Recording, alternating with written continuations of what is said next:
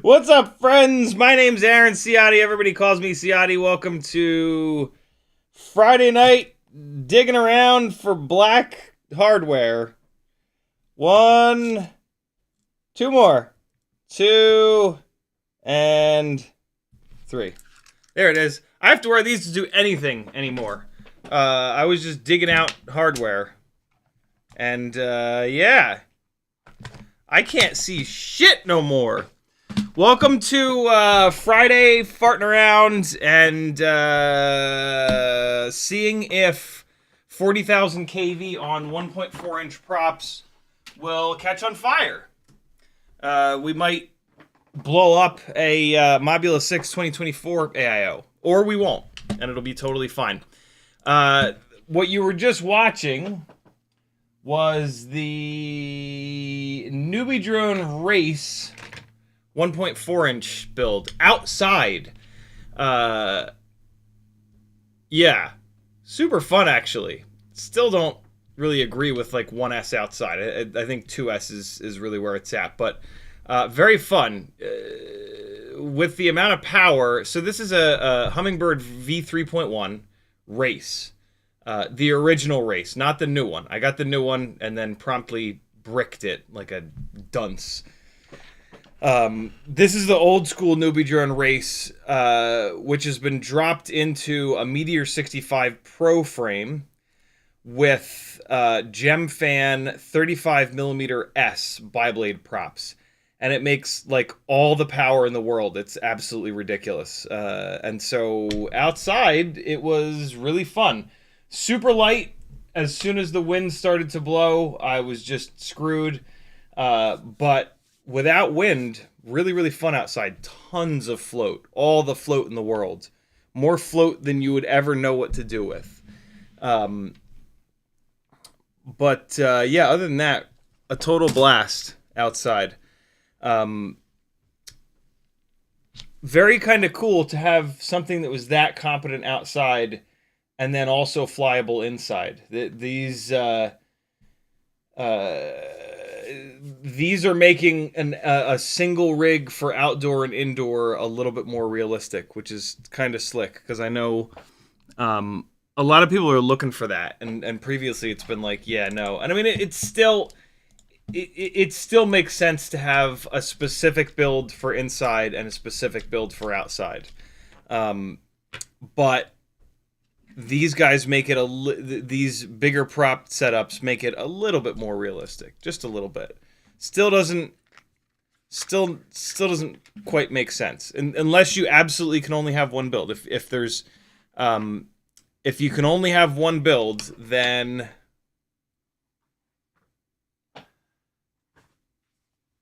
maybe.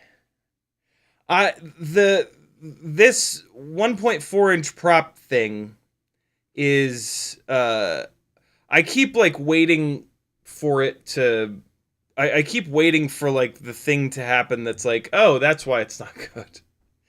And it's not. I thought it would be the frame. I thought the frame would be as fragile as the Air 65 frame. But for some reason it isn't. I don't quite get it. But that's a good thing. And so I'm hesitant to say that, like, yeah, for sure, if you can only have one build, it should be one of these 1.4s. I think the biggest pain in the ass with these is that you have to run the flight controllers that are cut down, right? So there's not, you can't run a 2G4, which is tough. And so, yeah, that is tough. But there are a bunch of AIOs. There's the Mobula 6 2024 AIO. There's a bunch of the bnfs AIOs. And they seem to be okay. None of them seem to be as durable as a 2G4. And so that's kind of tough. But the 2G4s are a little bit harder to come by. You know, Weebleed has a ton of them in stock. But, yeah. I don't know. It's interesting. I've been having an absolute blast messing around with these, though. And tonight we're going to build the most aggressive... Although maybe not. I mean, the Newbie Drone build with those 30,000 kV motors is pretty nuts. I have it set up as with a 90% motor limit, which I might need to do on this build as well. I'm kind of not going to do it on this build because... what's like, oh, you know what, I might have to.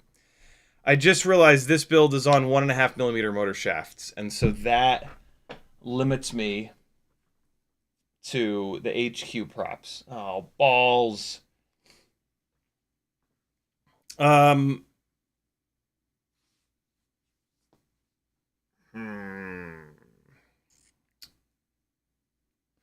There was a reason that I wasn't going to do this, and I forgot, and now here it is. We'll do it. We'll do it. We'll do 40,000 kV, and then we'll throw those HQ tri-blades at it, and we'll see what happens.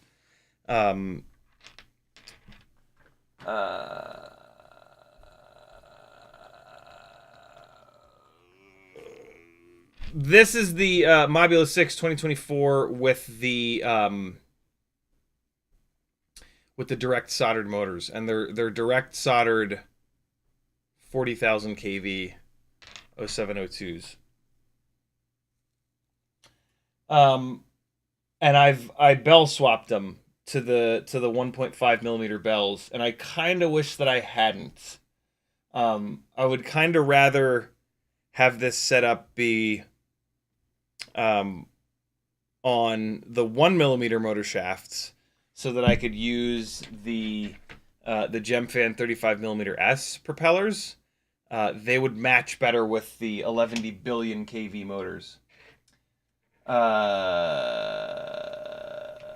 But it seems kind of crazy to bell swap these back. I totally could. I probably even still have the 40,000 kV bells sitting right here. I do indeed. So this is the stack of 40,000 kV 0702 bells that I took off of these motors. Man, I would really... So, yeah. This would make much more sense with the other bells. Let me see if I can get these. I wasn't having great luck getting these propellers off. I haven't showed you guys how to swap the bells more than like once, I think. And it would be nice to kind of do that again. I was having a hard time getting these props off, though. If I can get these props off, maybe I will do the swap here.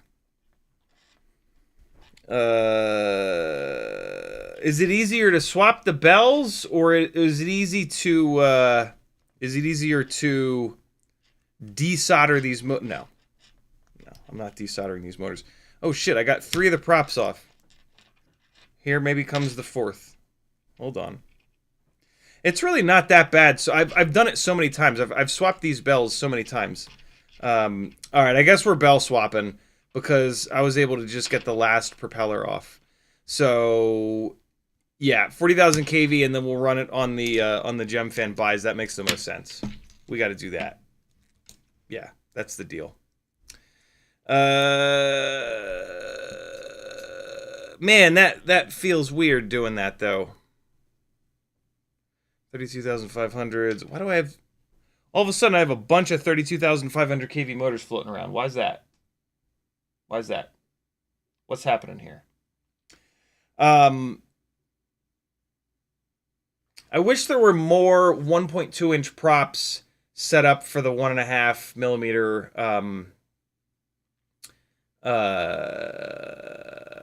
motor shafts, because this is a cool little squid here on the Mobula 6 2024 AIO. But I am so curious, man. I am so curious what the 1.4 inch prop thing will do with the 11 billion kV motors. Let's see what color this LED is. If this LED is green, then I'm going to solder a different set of motors on. It's not. It's red.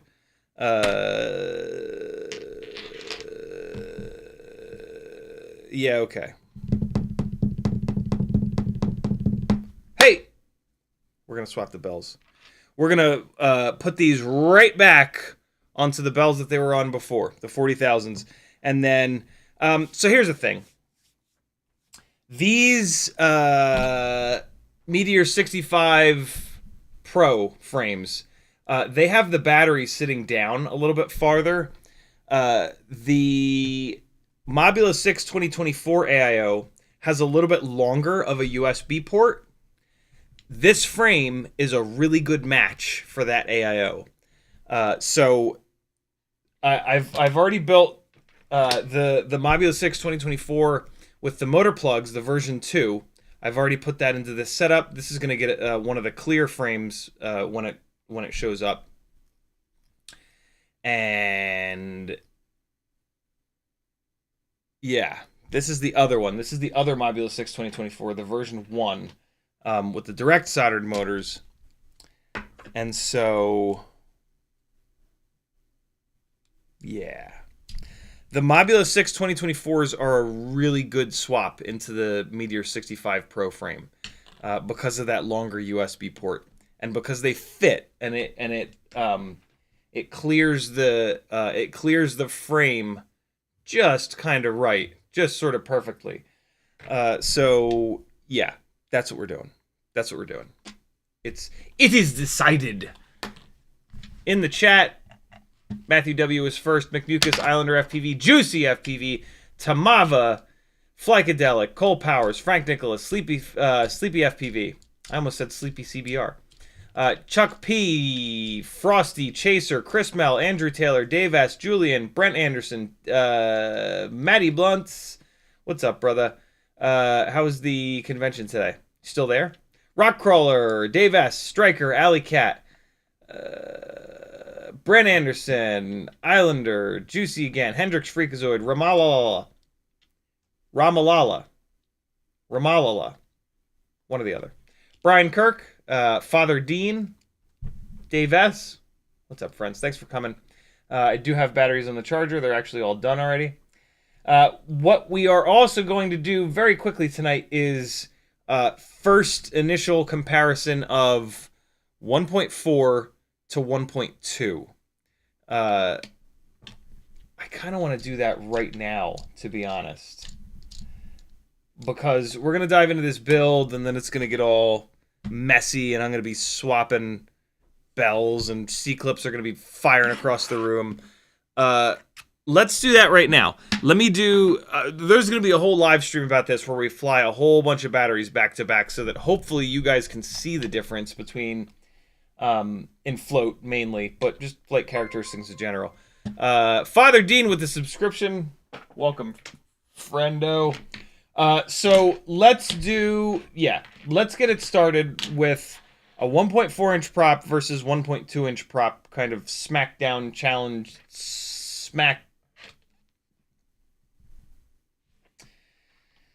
We are going to compare the Air 65 on the 0702 27,000s rather, to another frame with the CO3 in the Air canopy. So that means either the Champion Edition, the Beta FPV Air Champion Edition, I think this is what it's going to be, or this is a bit of a custom build on Happy Model Motors and Bi-Blades.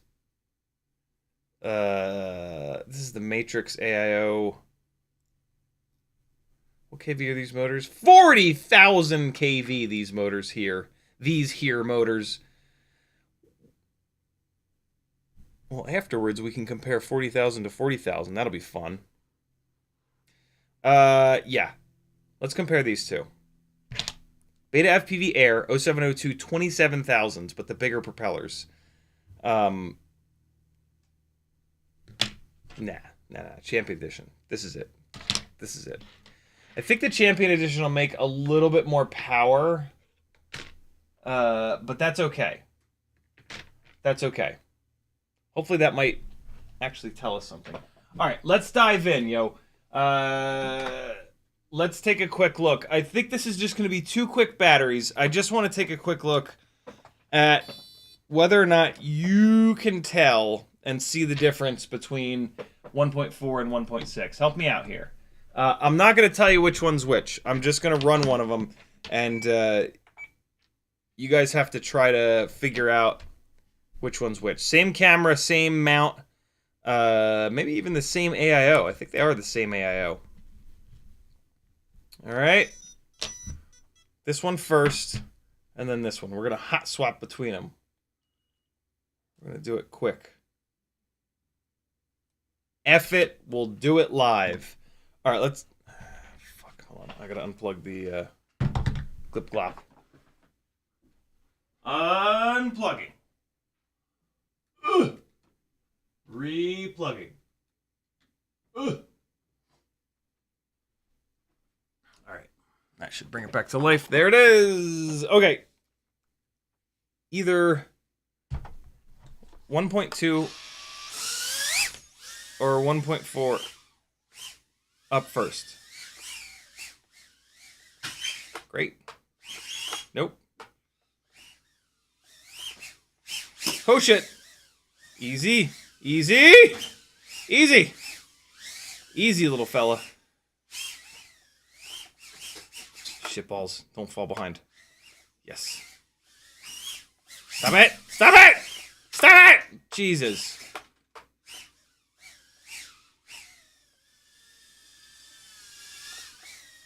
Oh my god.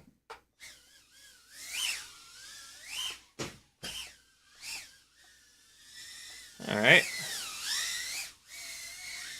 I'm getting a feel for it.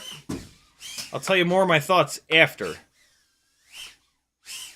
Right now, I'm super curious if there's a difference in the way the flight footage will look, and if I start talking about what I'm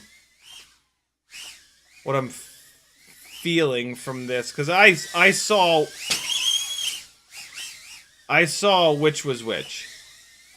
I know what I'm flying right now. This is not a blind test. This is a blind test for you all. My god, look at it just stop.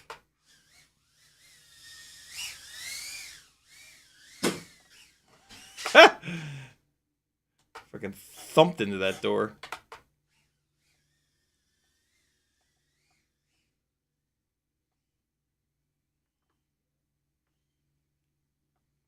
Okay, ready?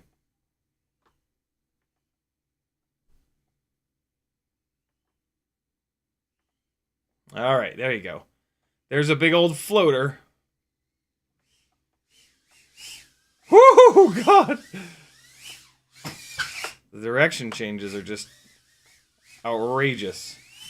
Oh, nope, nope, nope!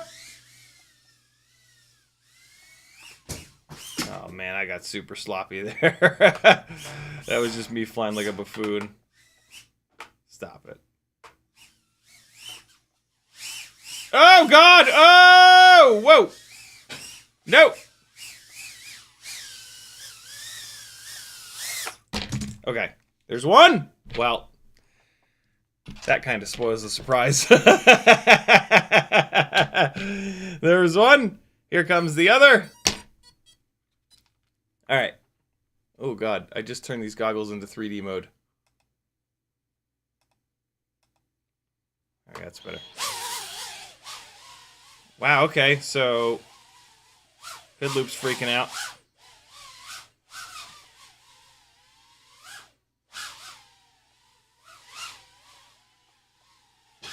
Come on, man, don't be a dick. There we go. There we go. Oh, no! You can probably hear the difference.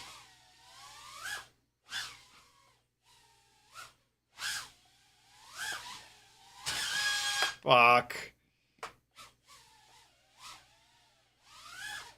Ah! Oh god. Oh my god. It's time for Plinko.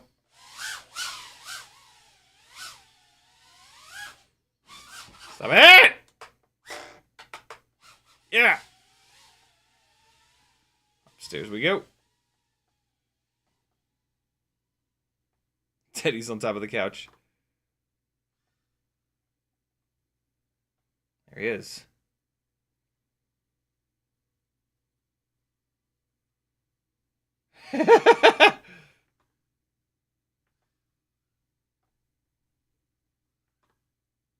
Oh!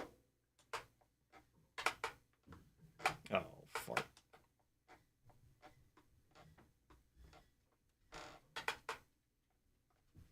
Look at him. He comes running.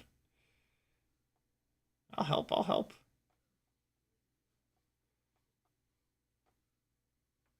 Alright, enough upstairs, enough upstairs. Shit. Shit.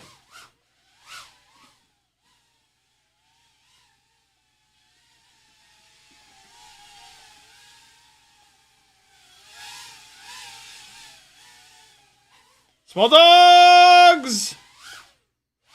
Whoa! Oh god. Just face first into the Whoa! I don't know what that was. I'm gonna guess that the battery shifted forward and unplugged. That's it. Yep, on that crash, the battery shifted forward and unplugged itself. That's funny. So there you go. Which one's which? You should all know, because when I landed, it looked right at the other one, and they look very different from one another. I'm assuming that you guys could hear the difference. I could absolutely feel the difference. There is a serious difference in response time. is the biggest the biggest kind of thing that from a flying standpoint that you'll notice between the two of them. This 1.4-inch build though is on the lower kV, less powerful motors, right? These are the Beta FPV 0702 27,000 kV motors.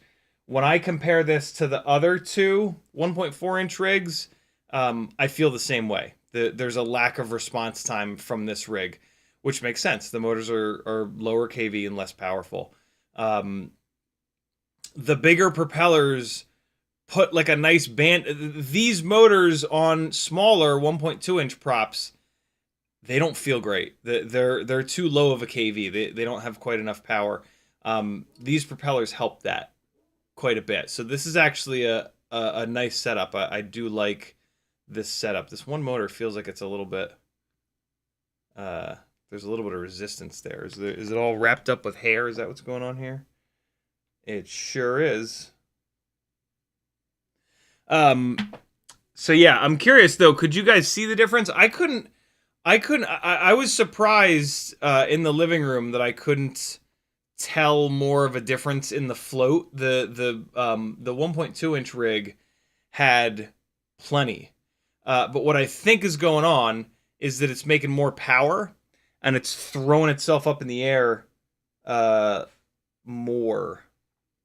And that's, the float is not like, when I say float, what I'm kind of referencing is just when you come off the throttle and it starts to come back down. But like, realistically, you can create extra float by having a more powerful setup. And so you go full throttle and then you chop the throttle and it continues to travel upwards, right? If it's super powerful, it can continue to travel upwards for longer. And that can kind of mask itself as float. But like the real test of float between two builds is, I mean, you don't really have to do this. You can just look at what they weigh and the prop size. But like to fly up to the top of like a tree and then just jump off the throttle, that's gonna like actually test the float of a build. And that, that's just like that's like doing a thrust stand test. That's a data point, but it doesn't tell the whole story. But the ratio of weight to prop size has a lot to do with just sort of like the characteristics of the thing when you're flying it around, and it's like a really important thing to sort of keep in mind. And so yeah, that was interesting. I didn't think that would be as easy to tell the difference as it was. In the chat, if you want to talk directly to me, just type CiottiFPV. It'll light up an orange for me. You can do that with each other. If you want to get somebody's attention, type their name and spell it right. And for that person, their name will light up an orange. You can even do it in your own. You can type your own name and it'll light up an orange. You'll see. You gotta like post the message for it to work.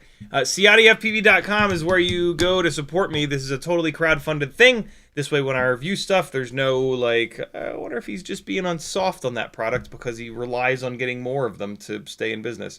No! You guys keep the lights on. You guys keep the food in the children's mouths. And so when I do a review, it's for you. It's not for some company. The best way to support me is to join my Patreon.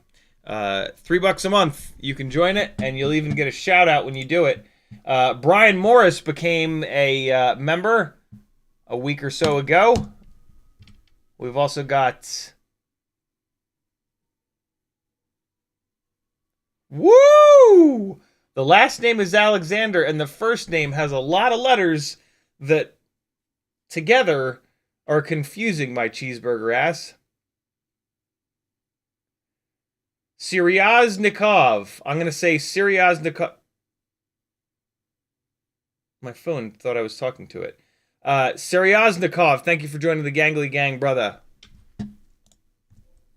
Who else do we have here? We've got Reagan GTX. Thank you for joining. At the end of this, I will officially be caught back up on my emails. I've had an email disaster But I spent hours and hours and hours, and I got to the bottom of it, and now we're good to go. Higgy47, welcome to the Gangly Gang, dude. Thank you for the support. Clark Soup. There's a story behind that. Clark Soup, thank you for the support, my friend. A little bit of Ricky Boring. Thank you for joining, friend. Ernest Gin. Sleepy Man. Thank you for joining, you too. Very, very cool of you. I appreciate the support. Matty Blunt's jumping onto the Discord. Look at that. Look at that anarchy logo that Matty Blunt's has over on Patreon. Thank you, dude.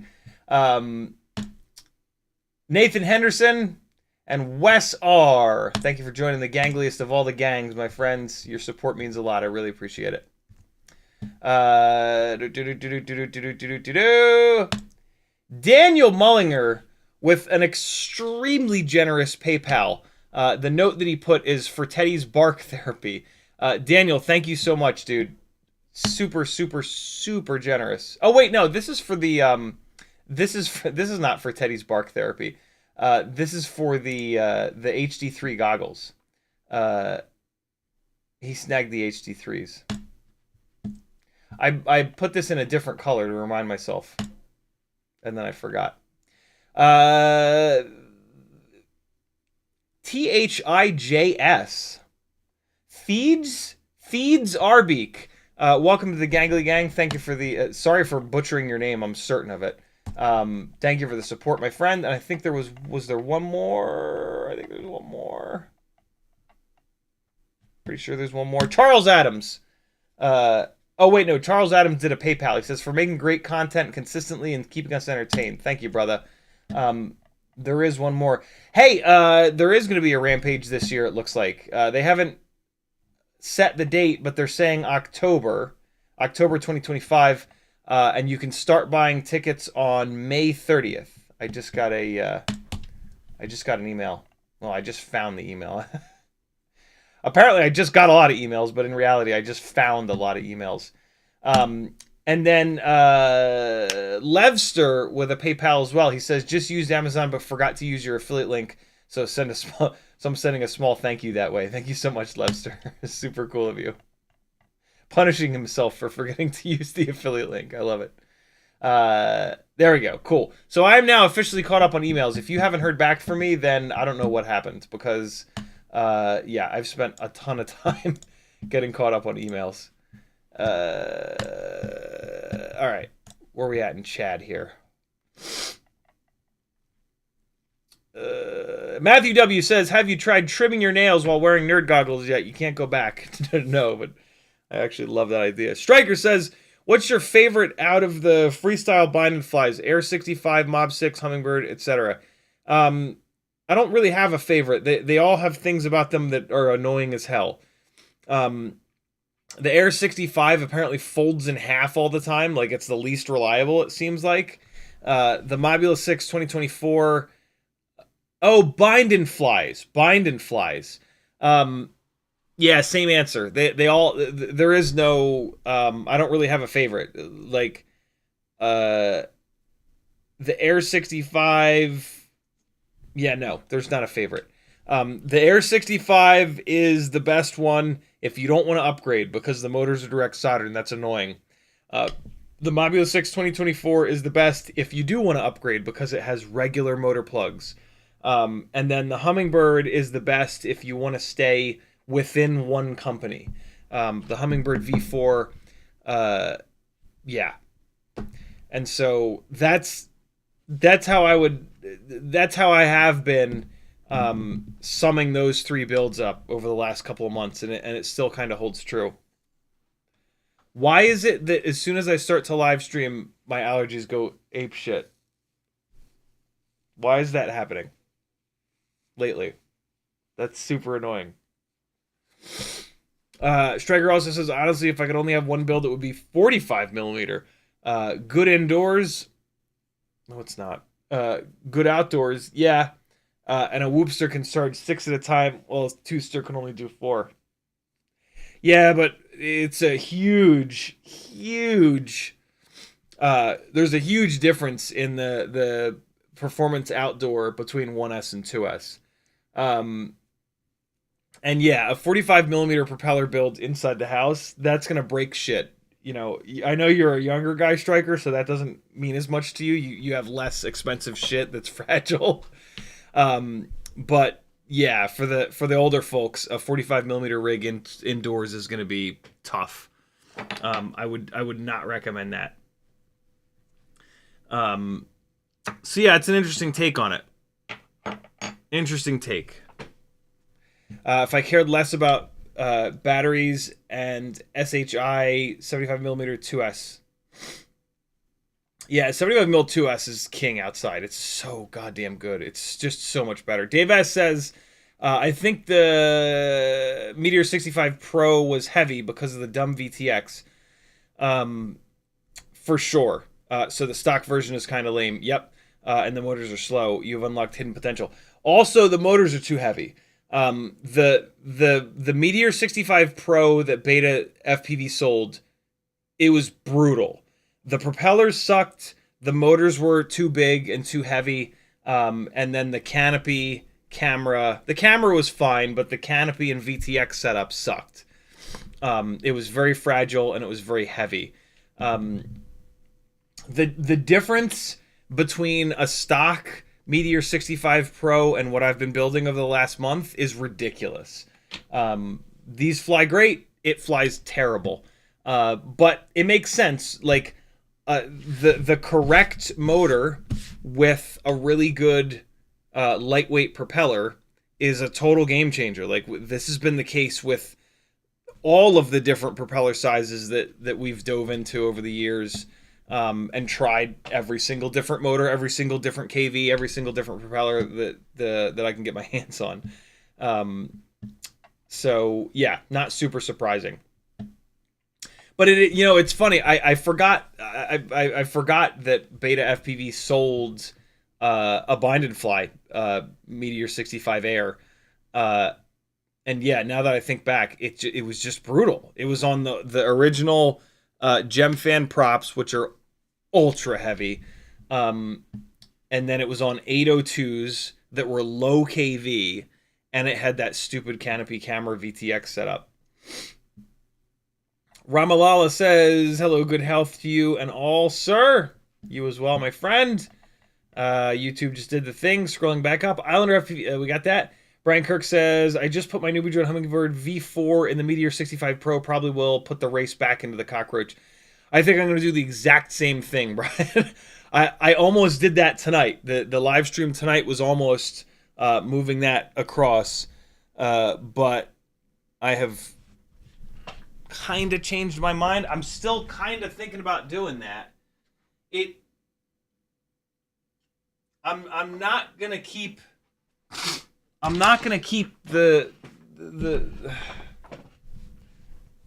yeah, it doesn't make sense to have the race in this big giant canopy with the big giant propellers. It makes so much more sense for the Hummingbird V4 to be in there, because the Hummingbird V4 is heavier, and so the bigger prop and frame combo will help this thing more than it will help the race. And the race is just like a bomb going off. Like, it's hard to fly. I have it motor limited down to 90%. That's silly. Because it's just making so much power on those bigger propellers. I swear to God, the only thing that's keeping me from swapping it right now is that I glued I E6000 the ELRS antenna into this frame. That's a terrible reason, I know, but it is the reason. I do want to get the old school Hummingbird race into a more I want to put it. It's been in the light AF frame. I want to get it into the Cockroach V3 frame. But it's an all black build, and I don't think I have a Cockroach V3 in black. No, see, I don't. Or do I? Hold on. Oh shit, I do. What? That's a V3, right? It is. Oh, balls. I didn't realize I had that. Shitters, bro.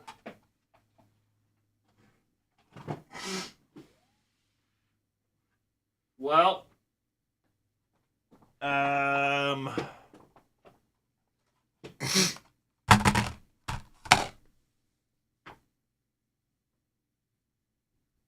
balls. What would you guys rather see? The Hummingbird V4? Oh, man, the Hummingbird V4 in the big frame is a really cool kind of setup. And it is a little bit heavy. The Hummingbird V4 is a little heavy. Let me get a weight on it. Hold on.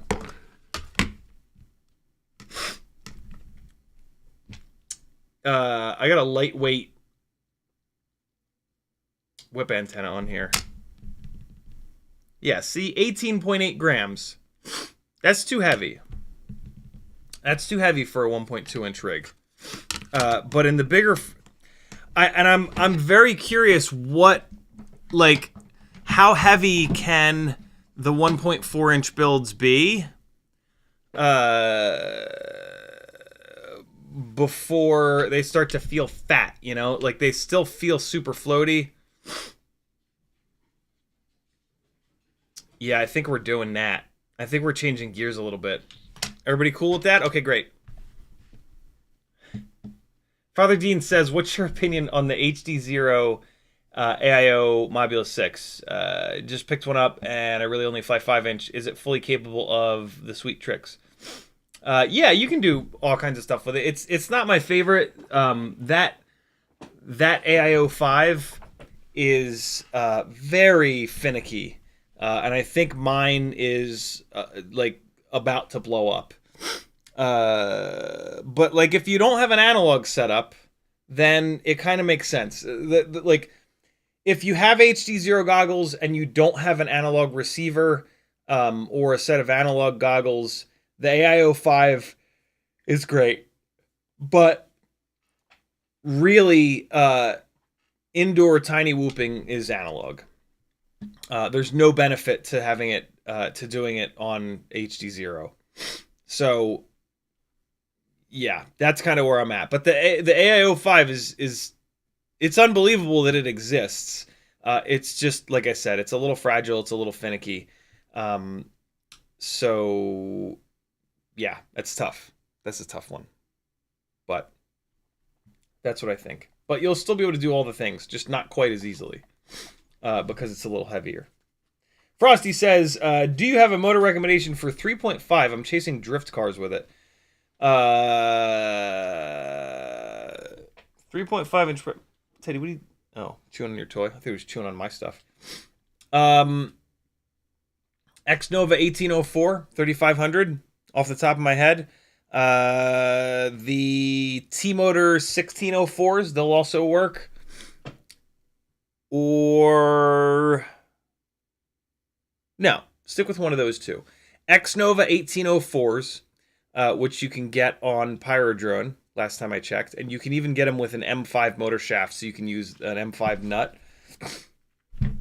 Or the T-Motor 1604s. Those are if you want a little bit lighter weight. But you should do the Xnova 1804s. They're God's gift to micros. Ramalala says, meters, inches, light speed, Chernovkov radiation. Mudderson says, speaking of, Weebleed came along with a sponsorship for West Coast Throwdown. We should thank them. Very, very cool. Weebleed sponsors all kinds of stuff. They're super generous towards the community. Massive thank you for all the things that they sponsor and keep living. Benny Bravo says, what are your thoughts on Happy Model SE802 25,000 kV motors? I just ordered a set and realized they're spec'd at 1mm. You want to match those motors up with 1.6-inch props, for sure.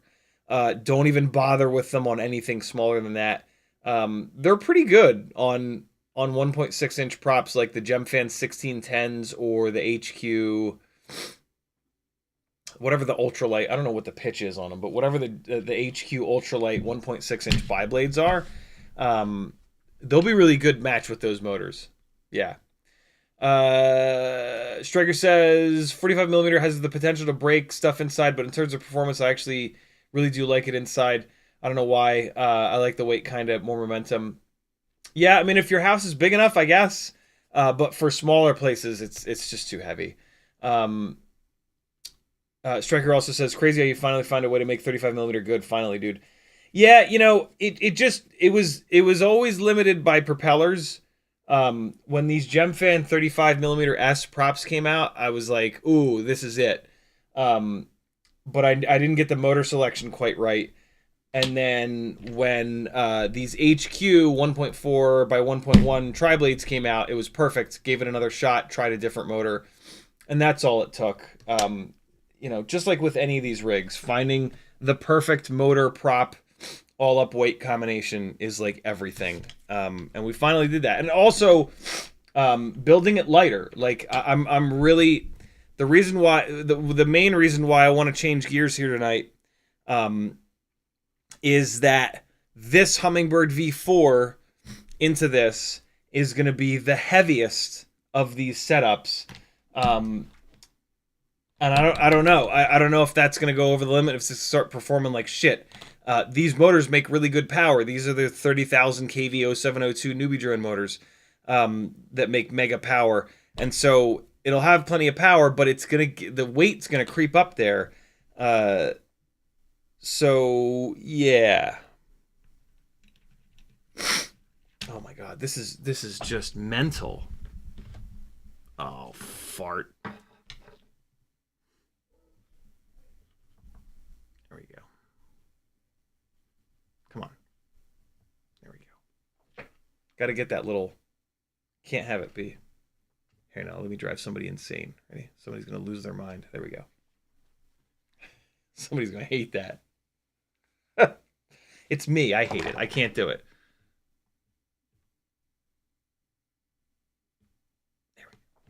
There it is. We got there. Took a minute, but we got there. You move back. Why does this camera creeps? It creeps. It's a creeping camera. There we go. Metal Nerdskin says, okay, a real question since I missed a few streams. What's a good durable canopy for 04 on an outdoor rig? 2S70. I've had really good luck with the Happy model canopy. Although I have broken 104 with that canopy. But I've crashed the shit out of it. So, I don't know. The Happy model canopy seems okay. I think it's a little too early. It's a little too early to tell. So, yeah. Oh, this sucks, dude. Come on, man. What the hell? Ugh. Fuck. Ugh. But yeah, the Happy model canopy is my favorite so far. Whether or not it's like the best or whatever, it's yeah, time will tell. You Can FPV says, I love my Hummingbird V4 in the Pro frame. I use the B-Brain mount to cut a little bit of weight.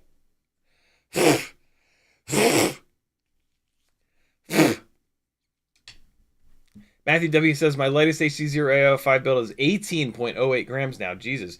Nothing extreme either. 2RC Whoop V was the latest drop. Nice. I can't wait to get mine.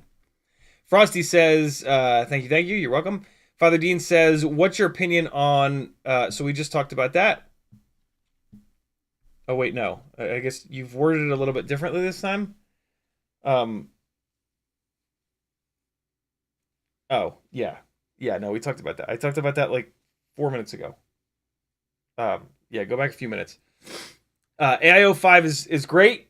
It's not as good as regular analog, though, is the long and short of it.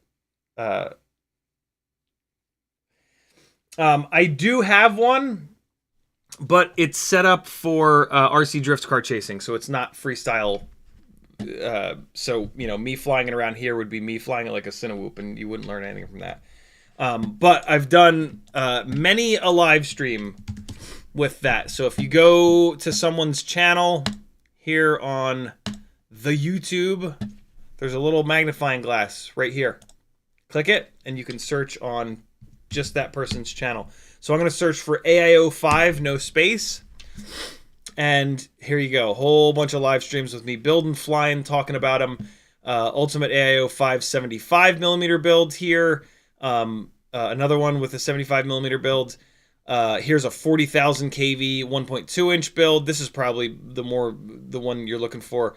Prepping the HD0 AIO 5 for the 40,000 kV build. Looks like that's it. Those are the 4 streams that I've had the AIO 5 on. These 2 are probably the ones that you want to take a look at. And yeah, lots of flying and all kinds of other good stuff in there. Lots of other ways to support me, friends. Jump onto my Fiverr and set up a session with me for one-on-one. You can learn a ton that way. Teespring for some fun shirts and other random apparel. Etsy has lots of cool stuff and some 3D printed stuff coming soon. Link to the Discord. PayPal if you want to support me directly, but you don't want you to take 30% of your super chat. Searchable live stream transcripts, thanks to Craig. And then lots of affiliate links. Change your affiliate links to change your bookmarks. Come on.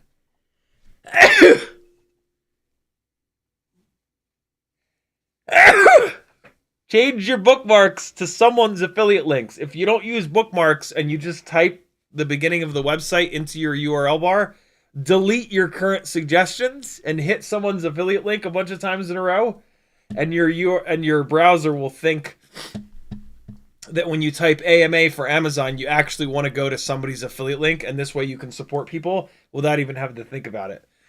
I have affiliate links to all these different websites. Cool.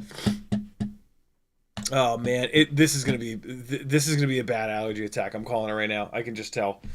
And it's only 8 o'clock. This is gonna be a shorter stream. This sucks. God damn it. I've been fine all day. I don't get it. And I've been down here all day. Moss1 says, what do you think about 1002 for a 75mm freestyle Whoop 1S? Or would I benefit more from 802s? Yeah, you definitely want, well, I mean, not definitely, but like 802 versus 1002 is like 802s are going to make more power and they're going to be lighter. But they're going to get a little bit hotter. 1002, if you want a build that you can put the nose down and just rail around the neighborhood and have the motors stay nice and cool and be super efficient, it's 1002s. 802 is more of like a freestyle. So like the 1002 is going to cruise forward, back, left, and right better. And you can just bury the nose and just fly it like 80% throttle the whole battery. The motors will stay nice and cool because they're so wide, and it's just great. But it's heavier and it doesn't have as much kV as some of the 802s. So if you try to like change elevation and like throw yourself up over a tree, you're not going to get that upwards momentum. 802s you can get in like 27, 30, 33,000 kV. So you can get a little bit more throw up over stuff. But when you put the nose down and go railing around the neighborhood, the motors are less wide, so they're going to get a little bit hotter, and you're not going to get the efficiency, believe it or not. If you're cruising around at like 70-80% throttle the whole battery. So very different. Yeah, 802s. I prefer 802s on 1S. But to be honest, 2S is the way to go for a 75mm rig, for sure. All right. Craig says, bummer with your allergies. Sleepy FPV says, I had sinus too, and I really hate sneezing too mucho. Ray says, what's up, brother? Sorry I'm late. Happy I made it. Betty Bravo says, what battery would you run on an 802? There aren't many options if it's frame dependent. So if, you know, the bigger frames will take a 451S or a 551S.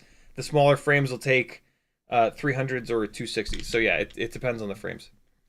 Cole Power says you need a HEPA filter in your face. Yeah, yeah. I'm tempted to take the air purifier, the air filter from upstairs in the living room and bring it down here.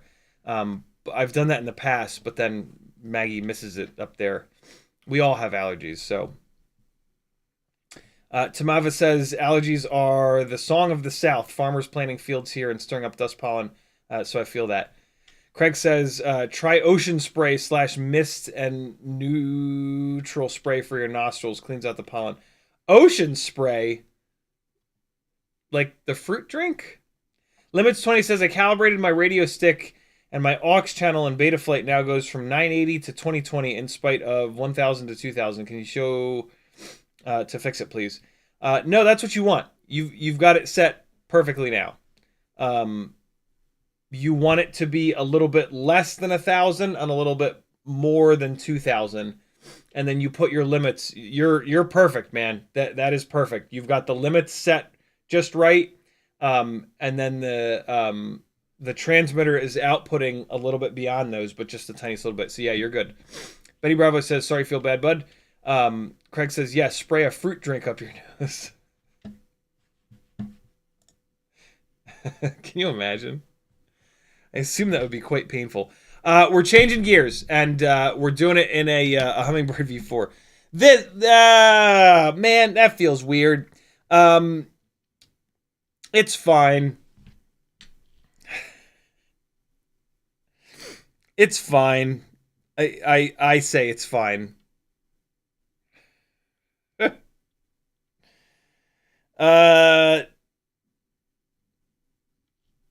I'm going to be really honest.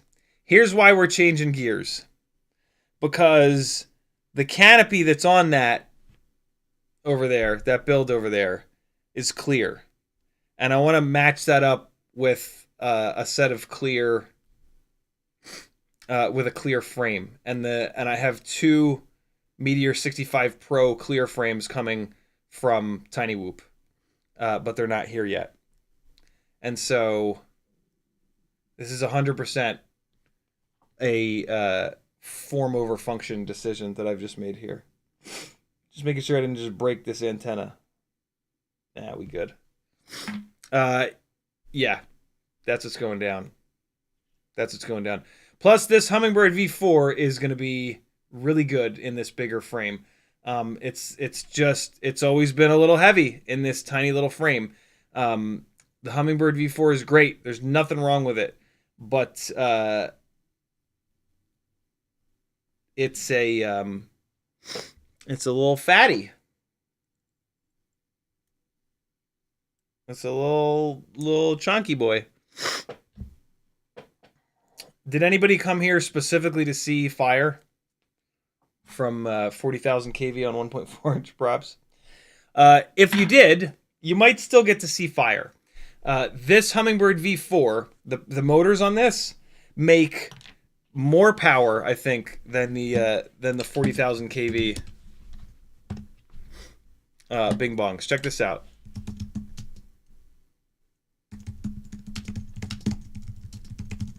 Searching for Chris Ross or Tiny Whoop motors. Ready? 5 months ago. This is the one that we want. Okay. Oh my god, come on now. Stop it! No! Okay, here we go.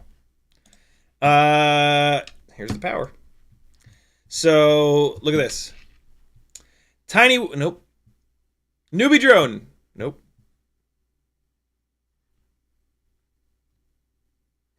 Here they are. Newbie drone Hummingbird RS 0702 30,000s, right? Power's right there. We Bleed 0702 40,000s are right here.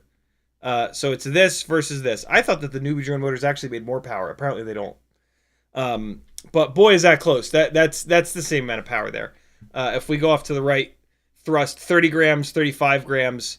They're between 35 and 40. They're both at like 37 grams. So, yeah, this is gonna make the same power.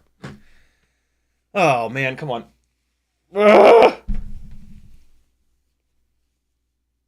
Craig says, aren't the Hummingbird motors a bit inefficient? They are indeed.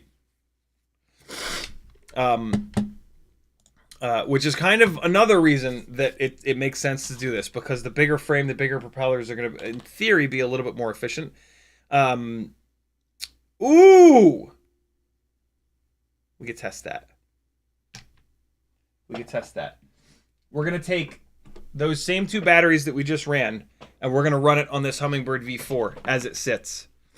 Real quick, like. And then we're going to swap frames, and we're going to see what happens to the... no, I don't... I'm going to run 1 battery. 1 battery on this Hummingbird V4. And then we're going to swap it, and we're going to see what happens to the runtime.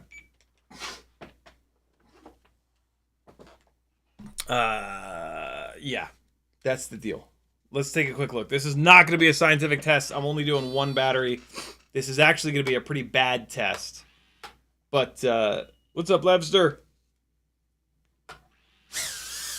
The fuck's all over the lens? Hold on. Gook all over the lens. What's happening there? Yeah, it's better. Hummingbird V4. Whoa!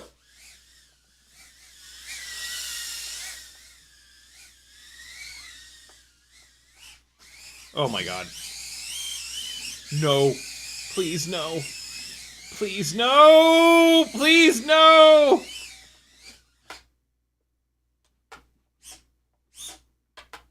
Yes. Oh, that would have been so sick! Oh god. Oh boy. Oh, come on now. I'm also trying to get a feel for the full throttle performance. Shame, bro.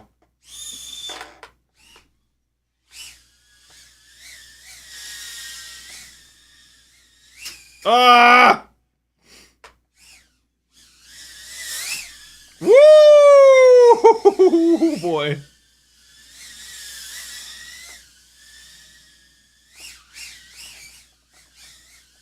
Oh my god. Damn it! Boy, am I bad at hitting gates. Jesus.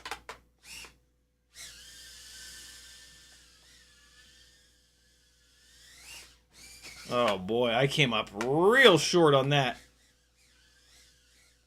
Oh, something's happening. That was weird. Woo! Oh god, no!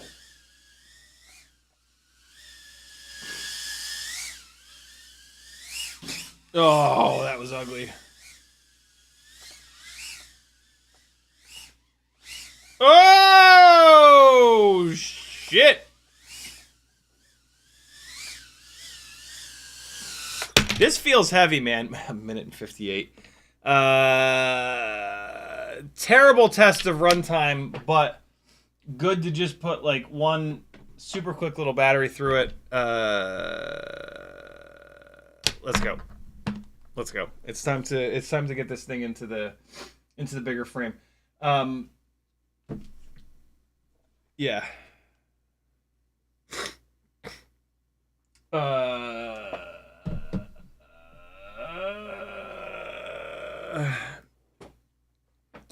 I'm second guessing myself because this Mobula 6 frame, sorry, the Mobula 6 2024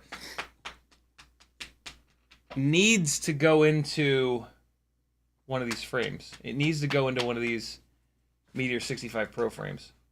Hi, dog. How much do you want me to slap you, doggy? Craig says, if I pivot for the air filter, order for yourself. No, I'm good. Let me, I might actually, I gotta find something. This is a bit much. But I gotta find something that fits in the thing. Thank you. But let me, I gotta do a little bit of research first. Cold Power says, racing makes you a better freestyler. Freestyle makes you a better racer. I mean, I don't know. I would actually almost argue that freestyle makes you a worse racer. Because with freestyle, like, you don't make corrections. Because it ruins the line, it ruins the shot. That's what gets me more often than not, is that I don't make the correction because I don't want to ruin the shot, and I just like let it go and see if it maybe makes it through without hitting.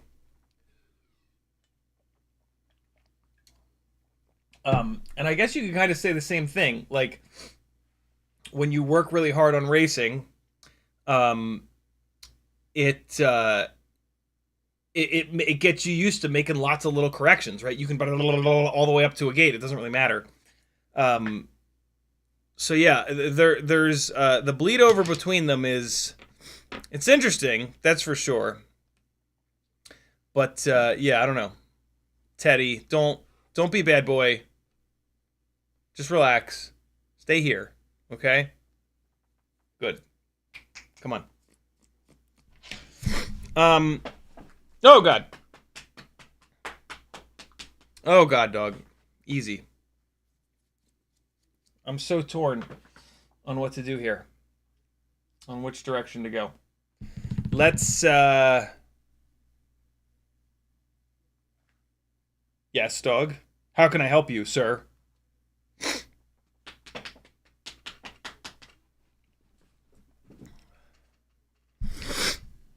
I feel like my brain doesn't work right when my allergies start going ape shit too. Craig says try a bigger frame, 75 millimeter.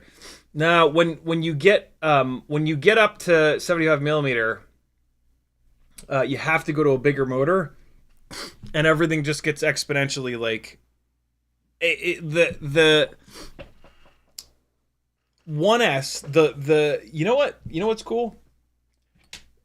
These are the limit of 1S.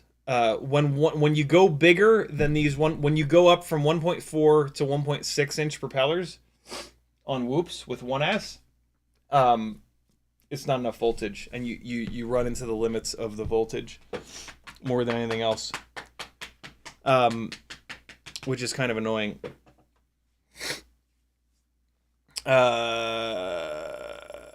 So yeah, going even bigger won't really help unless we were able to go to 2S, which we can't on this AIO.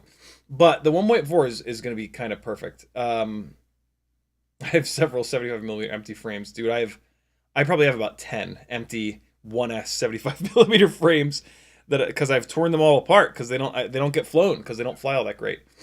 Hold on, I'll leave it up to you guys. We'll do a quick poll. Plus, it's gonna be a fast poll. You got to vote like now. Which do I do? Hummingbird V4 or 40,000 kV? There it is. You guys pick. 30 second long poll.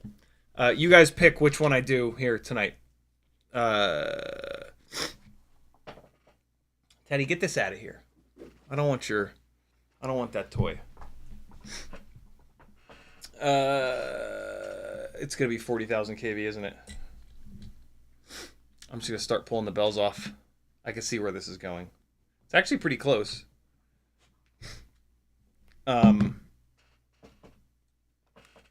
Boy, it feels insane to take these bells off, but it's easier to swap these bells than to direct solder motors. Although this is going to be extra annoying because these motors are direct soldered. So let's see here. Maybe this will... Nah, this ain't too bad. All right, we're doing it. We're doing the 40,000 because sometimes I forget how kind of easy it is to swap these bells. It's not easy for everybody. It's easy for me because I've done it a million times. I'm going to talk you through this a little bit better than I am right now. I just wanted to kind of get started. Yeah, wow, that's super easy. Okay.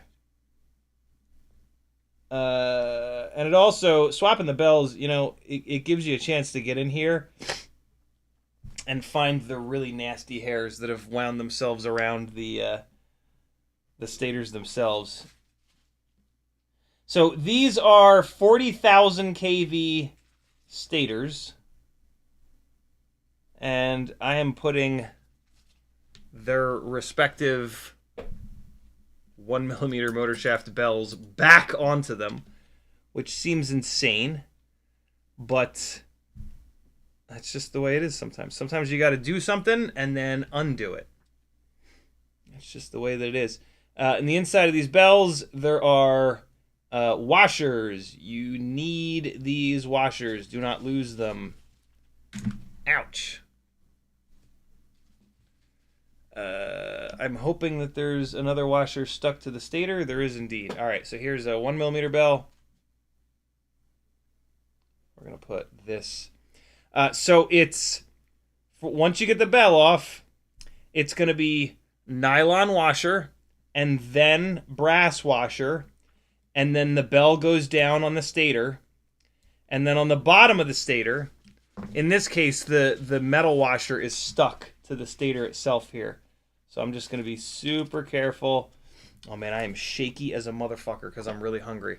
And then on the bottom of the motor, it's going to be Teflon spacer and then metal spacer again. So the Teflon spacer is always on top, basically, on both the top and bottom of the bell. I think they do that because when these things make thrust, it pulls the bell and the motor shaft up, and when that happens, it's gonna pull up into that. It's gonna pull the metal washer, the brass washer, up into the Teflon washer.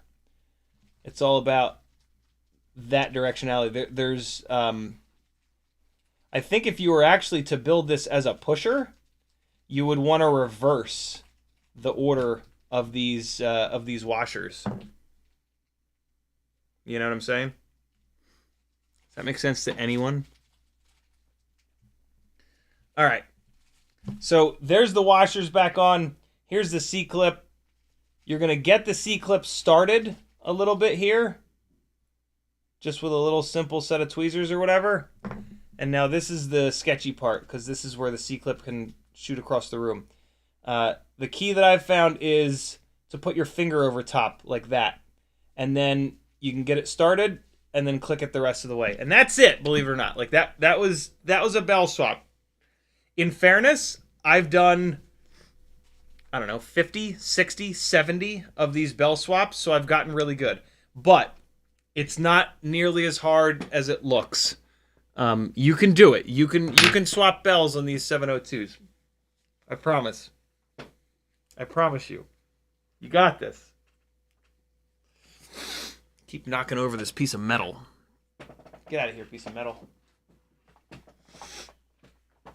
All right, so that's one. I'll try to talk you through it a little bit more.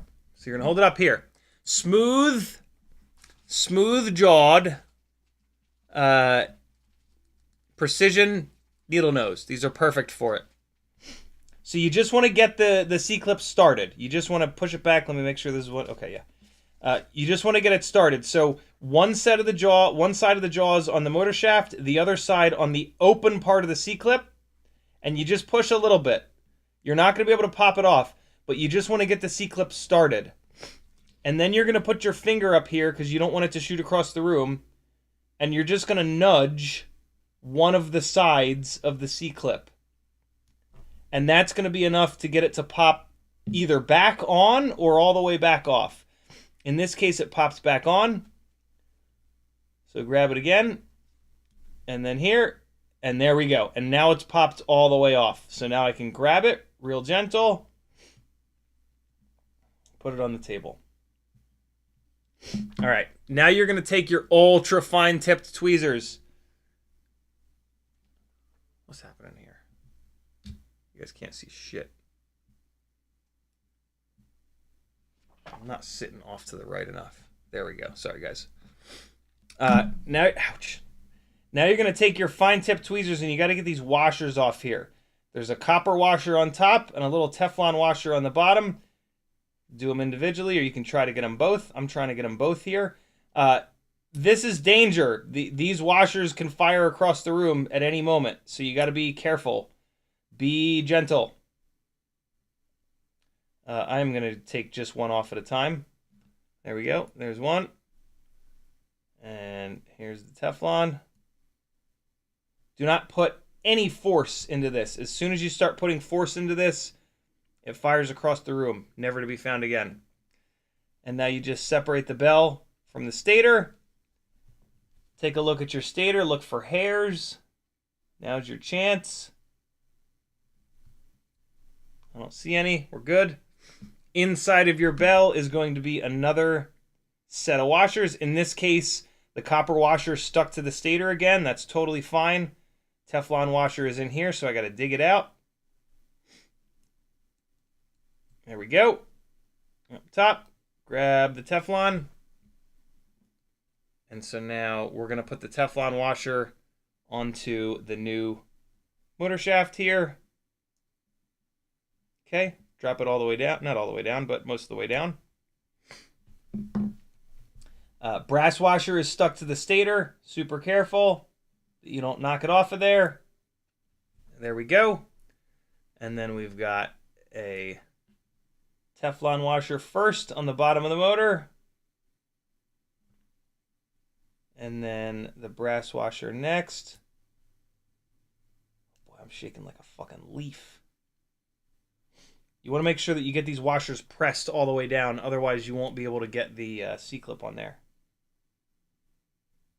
There you go. Cool. Both washers are pushed all the way down. Grab your C-clip. Just get it started. Just a little bit. Very little pressure. There. Perfect. Sitting there like that. Take these guys. Get your finger ready. And force it on. And that actually went all the way on just that first hit. So that was good to go. Give it a little spin.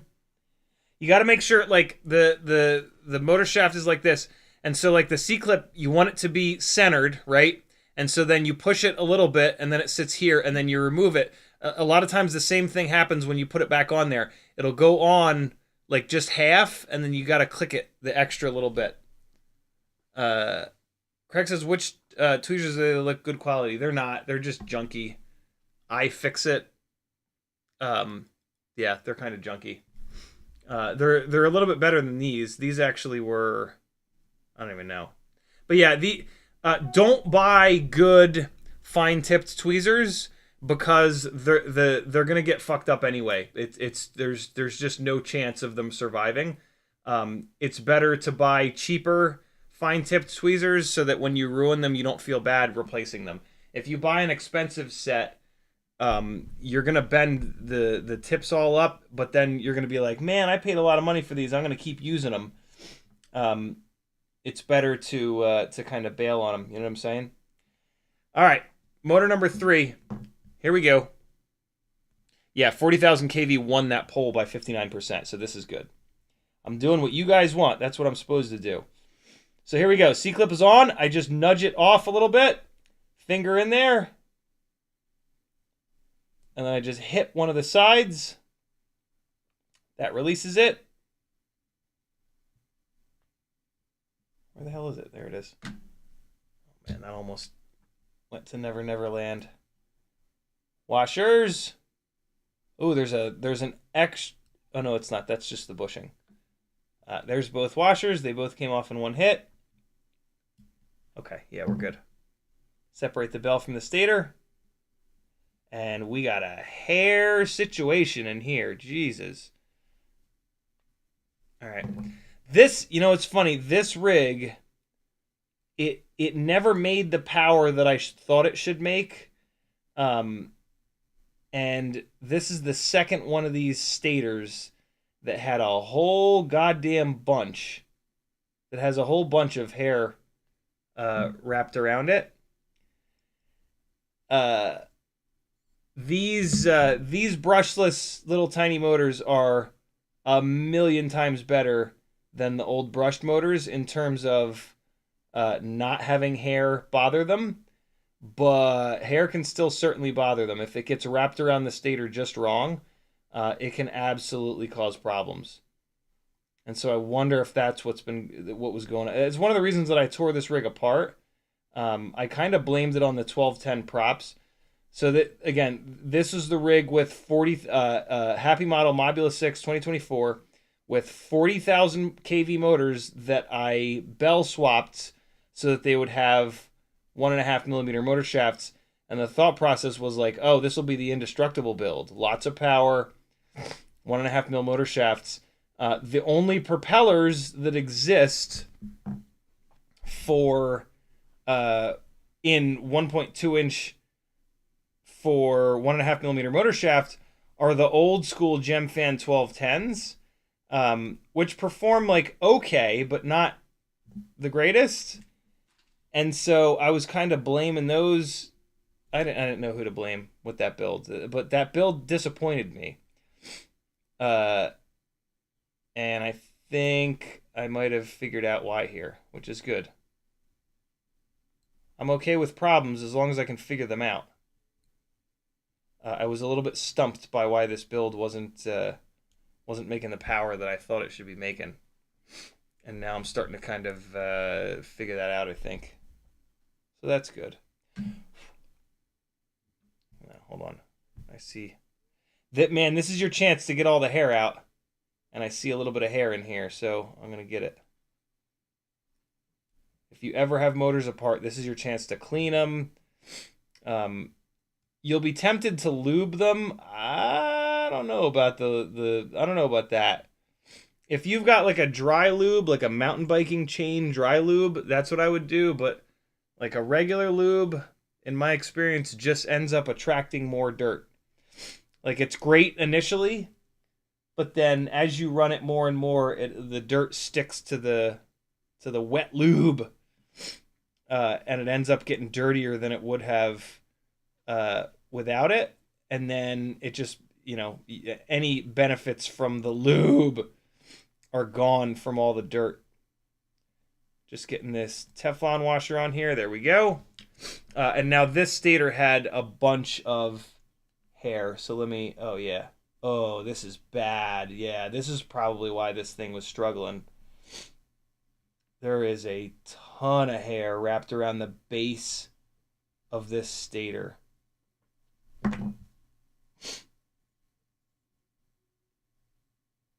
Never just yank these hairs. Spin around in circles with them. You can usually untangle them and get the whole hair rather than just breaking it and then having to chase down the part that broke off, basically. You know what I'm saying? Maggie is off on another writing retreat. This time not for her doctorate though. She's going to. This is the first time for her. She's going to write a paper to be published, which is insanely cool. All right, hold on. This hair is really in here. Come on, you bastard. I need a new set of these needle nose pliers that actually clamp together again. These were so good for a while, and then I used them for shit I shouldn't have used them for, and now they're kind of beat up. And they don't grab all that well. Man, there's this hair is just, what the hell? Oh, it broke, damn it. Ah, there we go. There's the other part of that hair. Come on, baby. Yeah, there we go. I think that was the last one. I'm, of course, wearing my nerd goggles. Nope, there's one more hair in here. Without the nerd goggles, I can't see these hairs at all. Like, at all. Teddy, what are you doing? Get out of there. What are you rooting around there for, buddy? There we go. Got it. Come on. Come on. Get out of there. Yeah, there. I got a good grip on it now. There it is. Yes. Yes. Yeah. Keep going. Keep going. We're close. Oh, that's a big one, yo. Holy Christ. There's that's the third. And there's more? Wow. Oh, yeah, okay. All right, this is starting to make sense.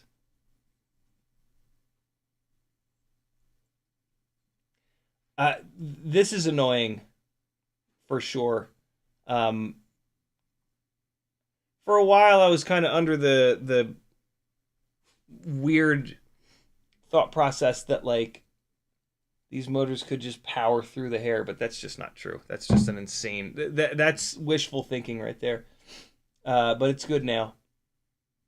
This thing is gonna shoot fireballs. I'm sure of it. Ouch! But we'll let it shoot fireballs. This will maybe be the outdoor 1S rig. No, no, no, no. Ugh. All right, Teflon, and then brass. Come on. Stop, stop. No, no, no, no. Yep, there you go. Yeah. Good. Push them all the way down so that there's space for the C-clip to go on there. Get your C-clip, get it started. Just so that it's kind of in the groove. And then come in with them smooth jaws. I risked it there by not putting my finger on top. And there you go. So that was the first initial hit, and then you got to push it that extra little bit. If you don't push it that little extra bit, oh, what the hell? This is not spinning. Why is this not spinning? What's happening? What's happening with you, little fella?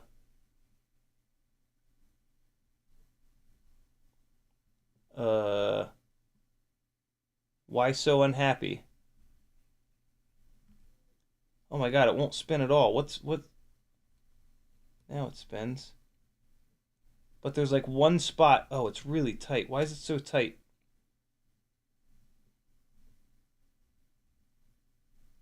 Yeah, there's one spot in the rotation that it binds up like absolute crazy. I gotta pull it apart. Get it started.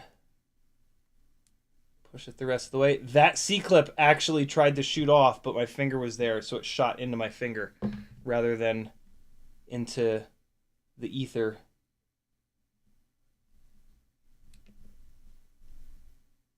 That is outer space. All right, let's see what's going on here. What's happening with you, little bastard?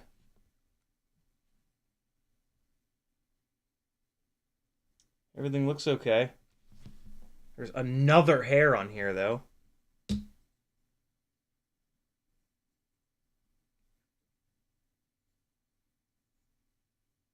Get out of there. Come on, man. Holy shit, how much hair was stuck in this? That was another relatively big hair. Craig says, congrats to Maggie. What is the topic? I forget. I don't think she told me, but I forget. Benny Bravo says, one thing, whoop drones have taught me for sure. I have to vacuum 3 times a week. Yeah, man. Motor shaft could be bent. Could be. Limit says, do you think a 40,000 kV would be too power hungry for a 6504 build? I did that build. It's yeah, it's a little bit less efficient for sure, but it flies great. It depends on what you want. If it's an 04 freestyle setup, you're gonna want the power that the 40,000s have, and then you just deal with the runtime being shit, and it just kind of is what it is. If it's gonna be like, for me, you know, my 04 builds are kind of like more cinematic-ish, and so I want a little bit better runtime, especially for chasing the little RC drift cars. So I moved them from 40,000 kV to 32,000 kV, and it was fine. And it gave me the runtime that I wanted, and I really dug it. So yeah, it depends on what you want.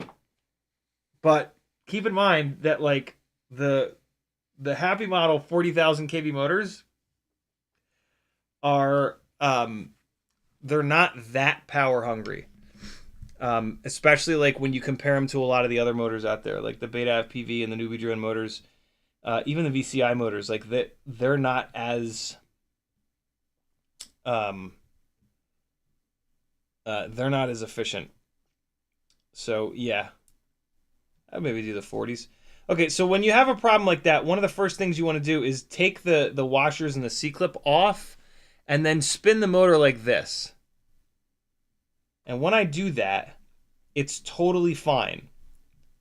So the problem was more than likely the washers in the top of the bell. Yeah, so the problem is the bell is not dropping down far enough on the stator. And that could be a double washer situation. There might be an extra washer in here. I've seen that a bunch of different times. So let's dig this out real quick and just take a look. Now we're good. 1 and 1 on the washers. Could be a slipped motor shaft, but it doesn't look like it. So let's push these washers all the way down. Make sure they really go all the way down. And then let's put this back together. I'm going to push the bell down into the stator good and hard. And now let's look at the gap that we've got. Yeah, see, no, there's not enough gap. Something ain't right. The bell won't come down far enough on the stator. And so what's happening is the C-clip and the washers on the bottom are rubbing against the bottom of the stator. What the hell? Why is it doing that? That's super annoying. Let's try this. So, I mean, at this point, I could leave one of these washers off to try to kind of band-aid the problem. But instead, what I want to do is... Jesus Christ, get out of here. I'm going to put the C-clip back on, and then I'm going to push up on the stator, because the problem could be the washer. Actually, I'm going to do it this way. The problem could be the washer in the stator here. So I want to push up on that. I want to push up on this washer to make sorry, not washer, bushing. This stator bushing might be kind of coming out of the stator a little bit. And so if I push in on it, oh God, that was horrifying. Don't be like me. I got away with it. Let's see if that's a little bit better. Where'd that motor go? Here it is. Or where'd that bell go right there? Nope. That's no better. Weird, man. Let me try one more time. Let me try to build it correctly one more time, and then I'm just going to leave a washer off. All right, we've got Teflon. We got brass.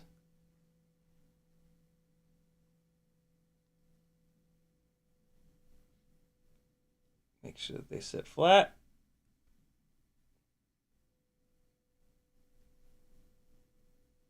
I mean, they're not sitting quite flat, but hopefully I can just mash them down here.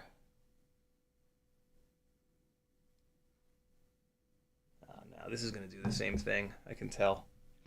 But let's just try.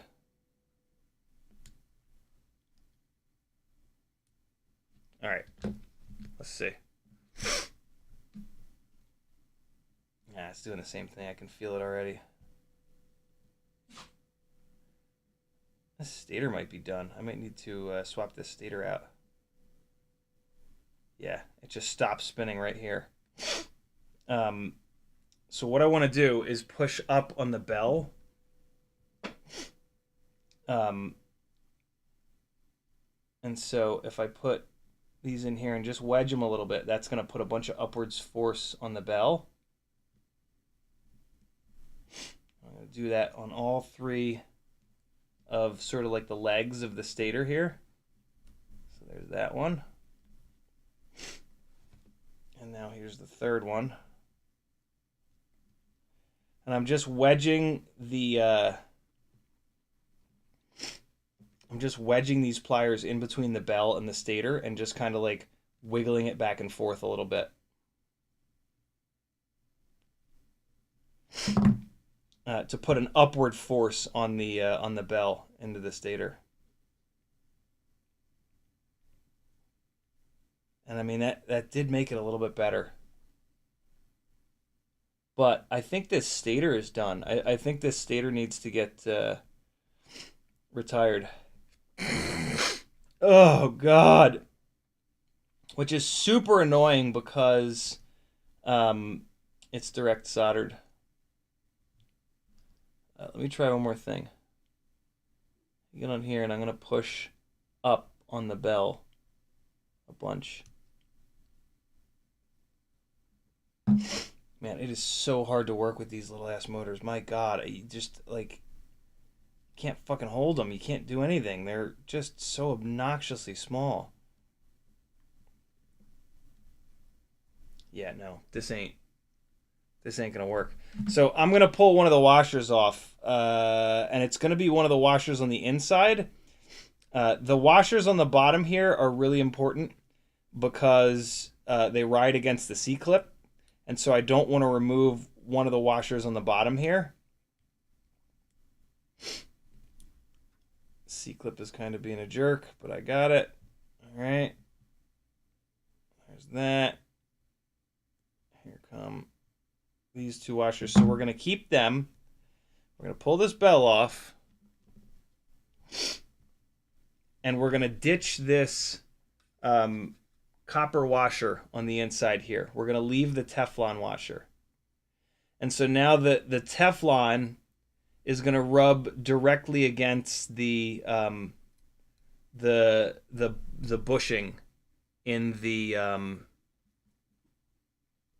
the top of the stator, which should be completely fine. But we're going to check it right now. And yeah, we're good. That spins nice and free.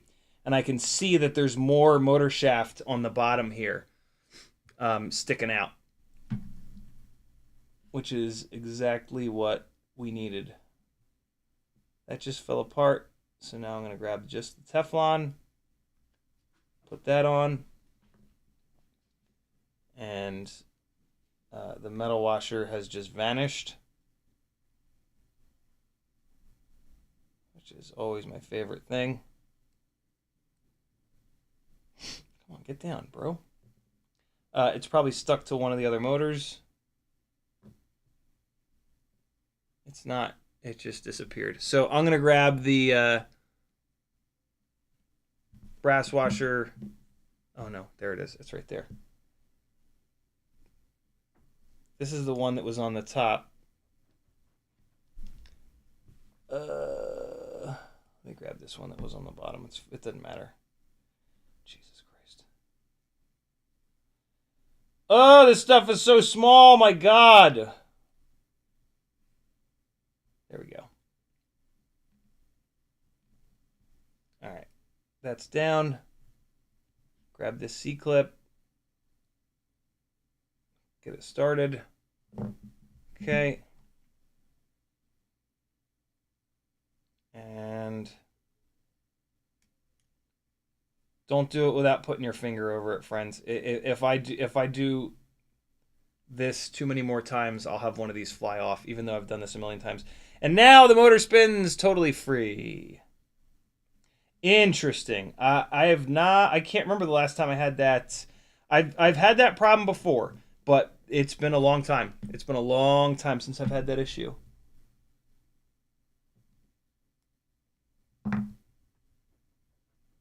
Sometimes there'll be two of these. The reason why I keep doing this with my fingers is sometimes there'll be two of these stacked on top of each other. I was going to say this almost looks like it's bent a little bit, but it's not. It's fine.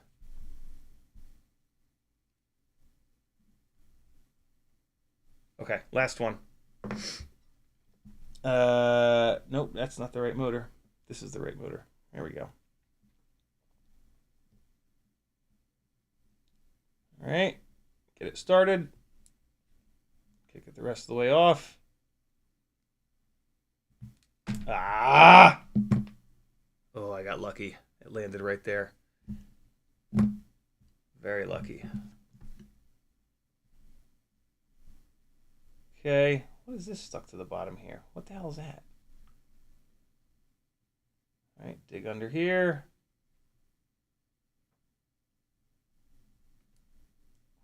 Come on. Okay. Ah! Everything is shooting everywhere all of a sudden.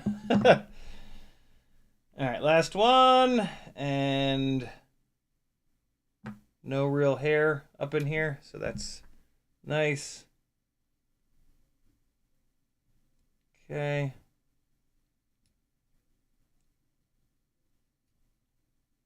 It's because I'm starting to rush. I'm trying to get through this.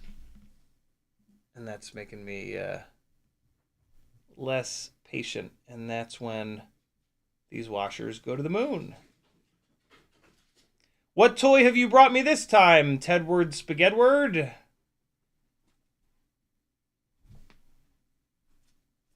Ah, it's the rainbow toy. Look at you. You so fancy, buddy. All right. Like I said, no real hair that I can see on this stator. Put the bell down, spin it. Feels good. And there is enough motor shaft sticking through on this one, so we'll be good. I can just tell that because I've done a billion of these. You won't be able to tell that, but if some shit's rubbing, you'll know it. Hopefully you find it before you put it all the way together and start flying it. Because if there's any friction at all on these motors, it's going to have a huge impact. These little motors make very little power. Man, I gotta take a big breath because I'm just getting this all wrong. Every single time I try to put something on or off right now, it's shooting across the room.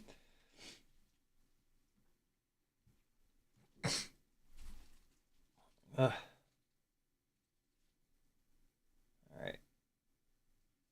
Let's get this washer set all the way down so that the C-clip has somewhere to go. There it is.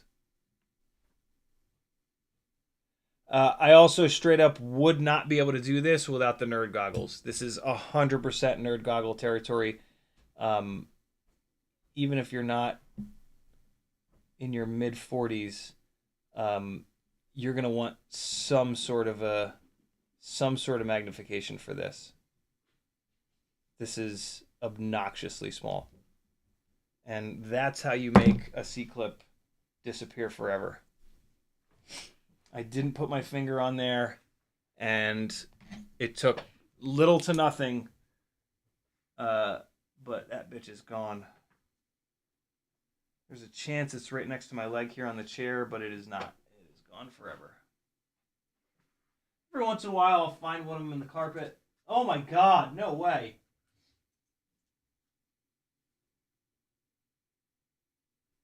Wow. That's incredible. I can't believe I was able to just find that. That's pretty nuts.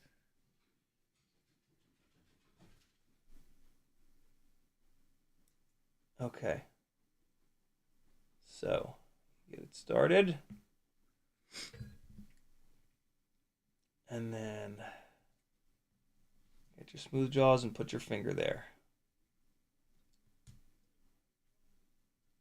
Oh man, this one is absolutely fighting the shit out of me.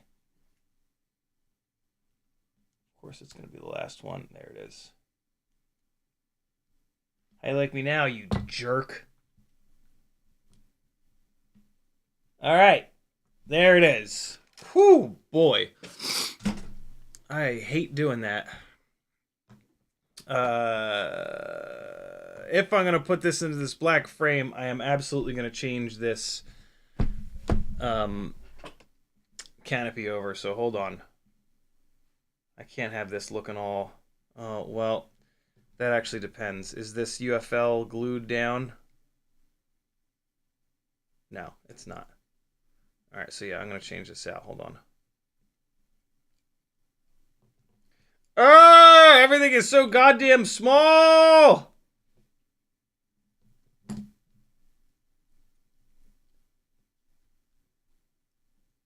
Ugh.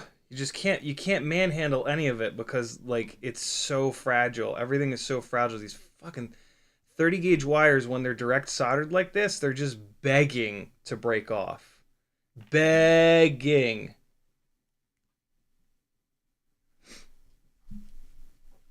Okay. Canopy screw. And I should not be picking it up like I just did. That is a bad idea. Canopy screw. Okay. So we're going to kick these out. And feed them into the smoke crotch gray canopy. Okay, one and the other. These are the specific Happy Model screws that come with the old school Mobula 6 ball sack canopies.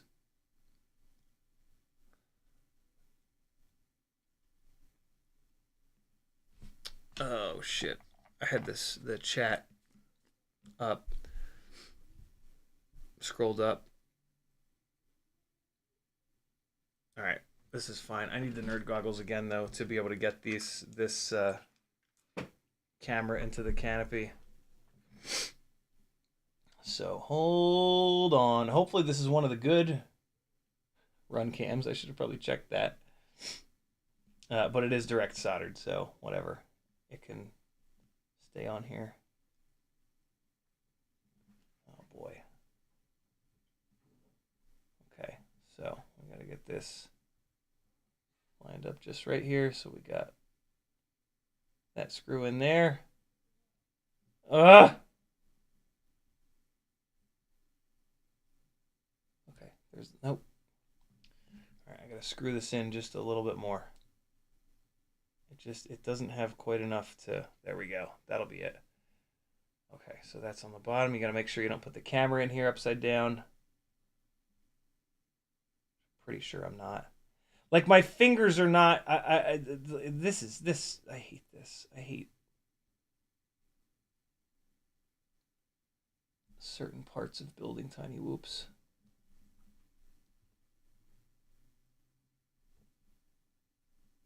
But there we go. All right, get this cranked down a little bit so it can actually engage the threads. And let's do the same on this side.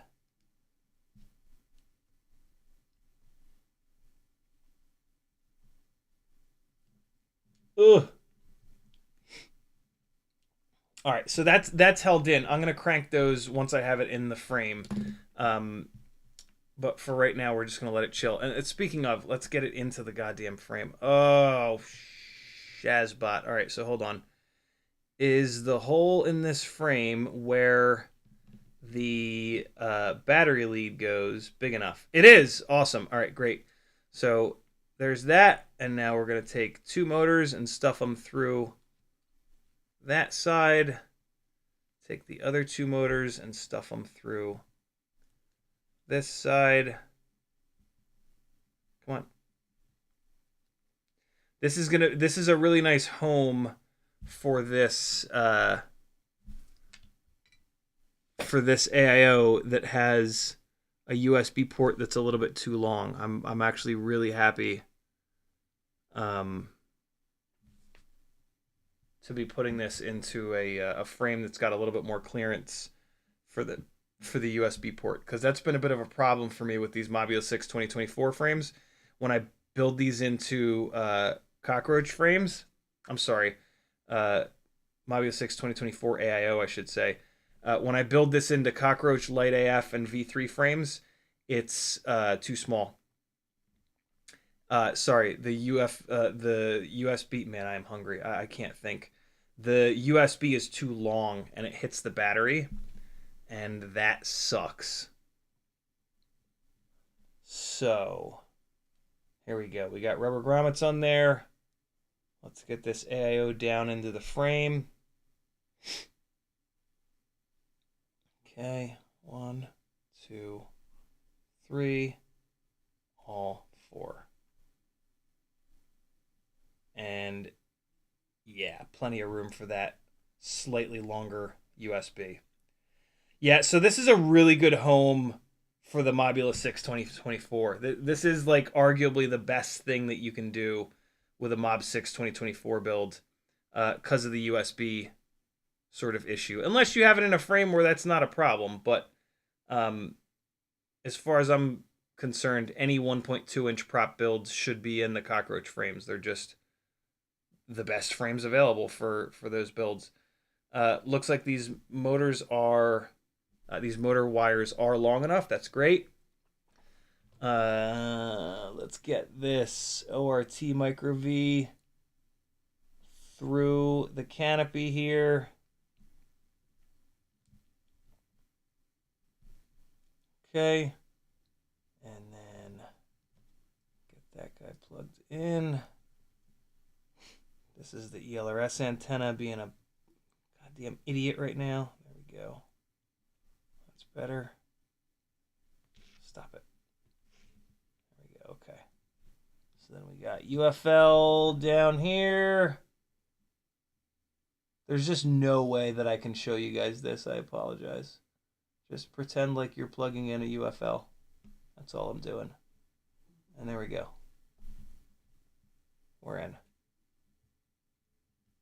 Alright, so now that canopy is going to go like that. ELRS antenna is sticking up real nice. Beautiful. I need some of those canopy screws. We got one. That one just shot off somewhere. Here it is. 2, 3, and 4. All right. And there it is. All right. Knock this the rest of the way out.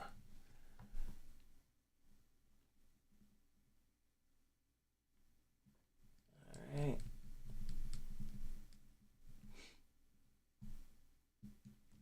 I'm still shocked at how durable these Meteor 65 Pro frames are. I don't really understand it, but I really like it. That's a really good thing. Has anybody broken a Meteor 65 Pro frame? It's if you have, it could be because the original version of this build is heavy as hell. You know, like the 802s, the crazy canopy with the VTX in it. That's a really heavy setup. That's going to crash really hard. These new 702 versions of these builds should be miles better. All right, so I got a weird situation where, like, what the hell's happening here? These wires are all smashed in here. What's going on? Get the fuck out of there. The camera wires have somehow set themselves right on top of the UFL. That's better. That was super weird. Okay.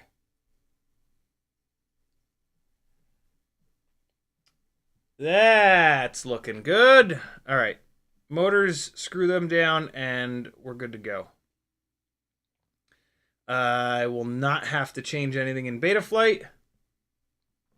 We'll be able to just send this thing into the heavens.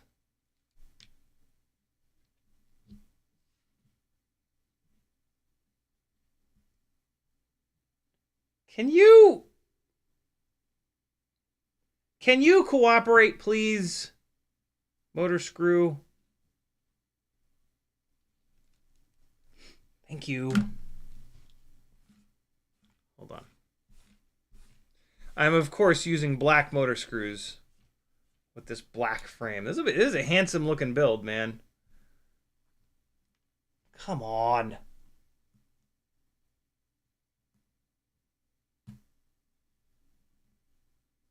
There we go. Building whoops is easy, but it's frustrating. It's frustrating working with stuff that's this small. But it is easy. It is. I would say that it's easier than anything else in FPV. It's just fiddly. Easy but fiddly.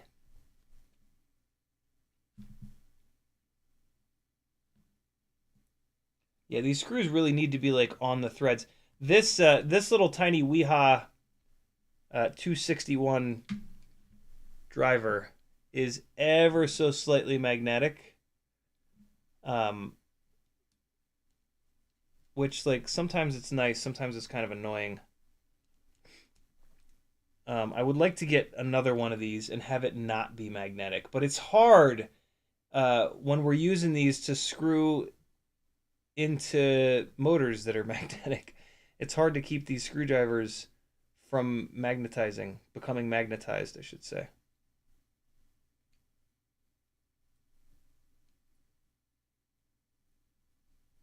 Weha probably sells like a ceramic version of this screwdriver, though. They sell all kinds of shit. All right. There we go. 2 down, 2 to go.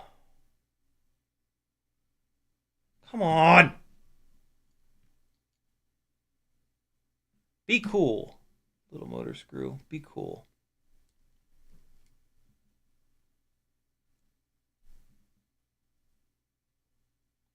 I feel like this screwdriver used to be more magnetic, and I kind of liked it when it was more magnetic. Maybe? I don't know.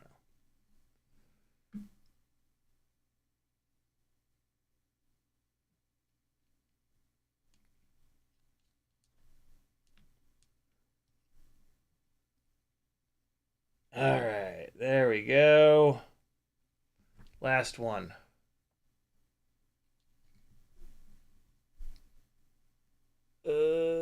Go. Yes. Yeesh. Come on. Come on. Yeesh. Ouch. There it is. Make sure you don't over tighten these.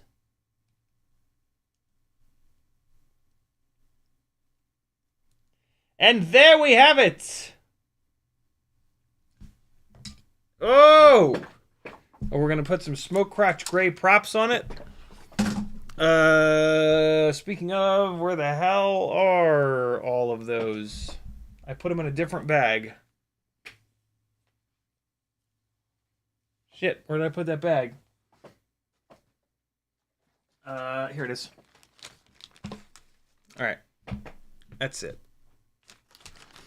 And so now we need GemFan 35 millimeter S. I only have one set of the gray ones left. That's kind of annoying. What is this color that they're doing? What is this radioactive green color? It doesn't match anything.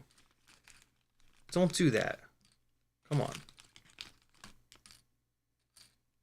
Make better colors. What's that humming noise? I don't know what that noise is. I don't like it.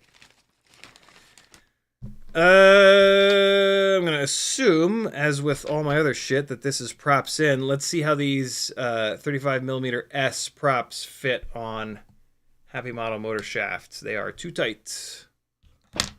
So we're going to have to drill these out real quick. Pin vise and or drill bits available over on my Etsy store. This is how you save yourself from ruining motor shafts. There is no better way. You can get the best prop puller in the world. Won't make a difference.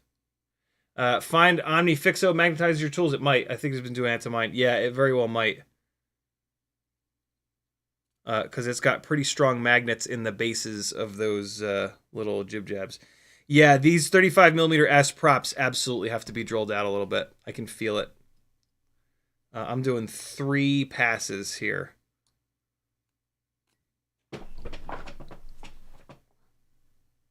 Should be better. 1, here comes 2, and yeah, 3 passes loosens it up just enough. All right. There we go. 1.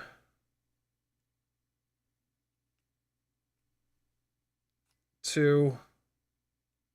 And 3. Let's go for 4 on this one. It didn't loosen up quite as much as the one a second ago. That should be just about right. Last one. Yeah, for anybody that's new, I sell a 0.99 millimeter and 1.47 millimeter drill bits on my Etsy store. Those are what you want to drill tiny whoop props out so that you stop ruining motors. The reason why your motor shafts are slipping is not because you crash so hard. It's because you're pushing your propellers onto the motors and pulling them off of the motors with too much friction between the propeller and the motor shaft. And then that breaks the laser weld between the motor shaft and the motor bell.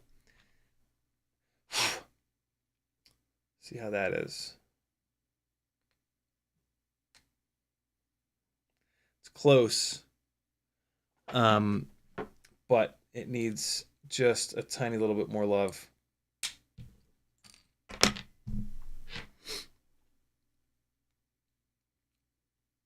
Yeah, I can feel it.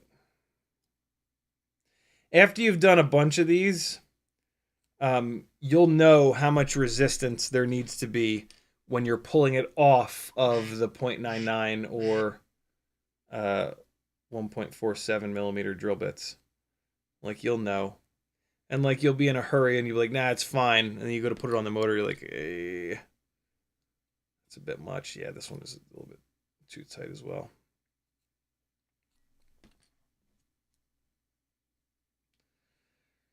Last one. Oh, yeah, this one would have been a nightmare. You can't rush this. You got to just take the time to get it right. Luckily, these props are really durable in general on tiny whoops, so you don't have to do this all that often. All right. That should be better. Props in. Motor 4. Oh, boy. I could even do it a little bit more, but I'm just going to do the dumb thing and just smash it down in the motor because I'm over it. And maybe it was just that one. Nah, it's all of them. I'm just going to do the big dumb, though, and just slam them down on the motors. Oh, that one was perfect, actually. Yeah, that one was good. Maybe 50-50? Nah, this one I should have drilled out more. 1 out of 4 ain't bad. There it is! 40,000. Ooh! KV. What do you weigh, little fella? I did not weigh it before I switched it, but I think we figured this out last time. It's like a 0.3 gram weight increase. Although it depends on the frame that you're coming out of. I don't remember what frame this came out of, but regardless, it weighs 17.81 grams. Boy, that's light. I can't believe these builds are as light as they are. I'm really impressed by this Meteor 65 Pro frame. Which is hysterical because I've always kind of been a bit of a hater when it came to that frame. Okay, so that's that. This is this. Same battery that I did that runtime test on. What were we at, like 1 minute and 59? I was flying it pretty hard, though. Oh, wait, no, that was this battery. That's this battery. This one, this one, this one. All right, let's see.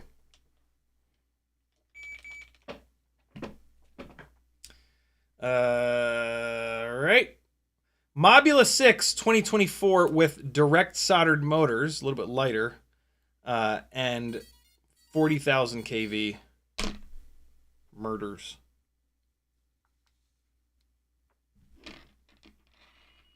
Oh, this is one of the bad RenCam Nanos. Look, it's purple on the left. Oh, no, maybe not. It's not purple on the left side. It looked like it was purple on the left side a second ago. Didn't it? Whatever. Here we go. Whoa. Whoa, okay. Yeah, all right. That's a low-ass hover point.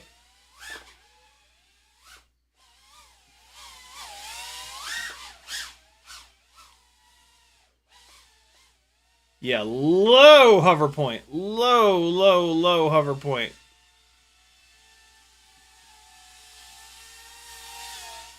My throttle value is on the right there. 24, 21, 20, 16. All right, I need to get this hover point out, and the throttle expo is a mess. So we got 18, 19, 20, 18, 21, 20. I'm going to set the midpoint at 22.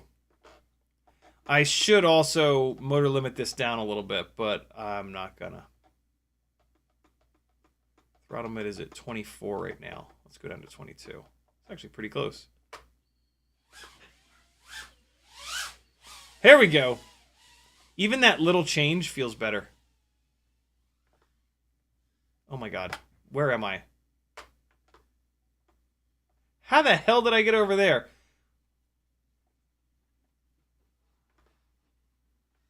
Oh my god. This is a lot. Boy, I can't see shit up here. Oh god. I can't tell like what's up and what's down. Let's bring it back downstairs. Fuck, that's not recoverable. Uh-oh, I think I just lost the video antenna.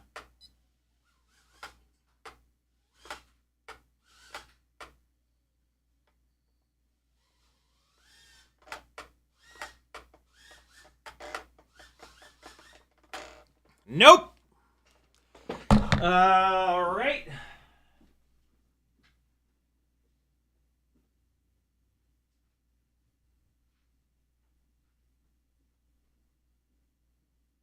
No, the antenna's fine. The antenna's fine. That was weird. Why was the video getting all shitty? I'm not as impressed as I thought I would be.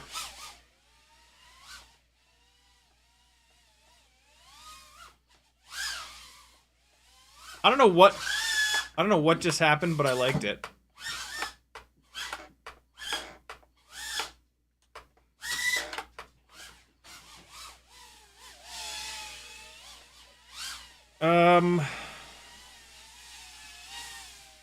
I think these bigger props are putting more load on these motors.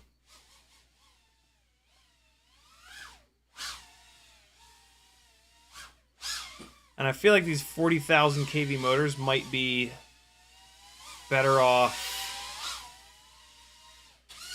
with the smaller propellers, actually, to take advantage of the extra RPM.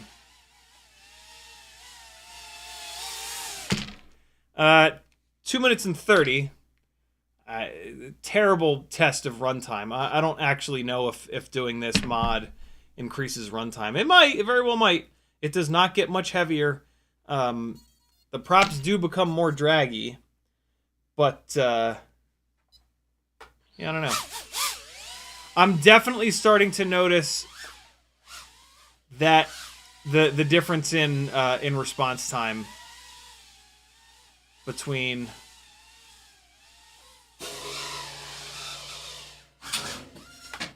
uh 1.2 and 1.4. But I mean, that's a given. We knew that was going to be the case. That was just weird.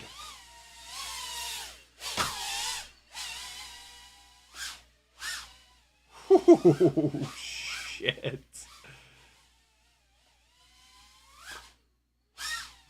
Plenty of power. I mean... Oh, boy. Stop! God damn it!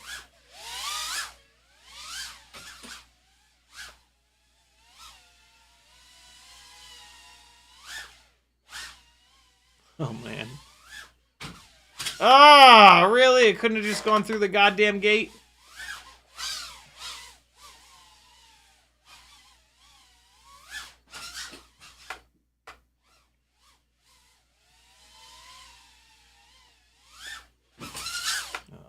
why I thought I could do that. That was just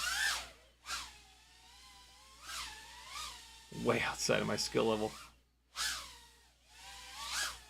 Oh, I got lucky on that one.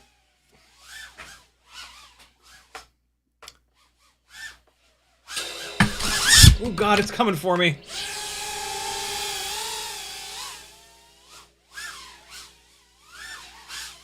Lots of power. Not as much power as the Newbie Drone race rig.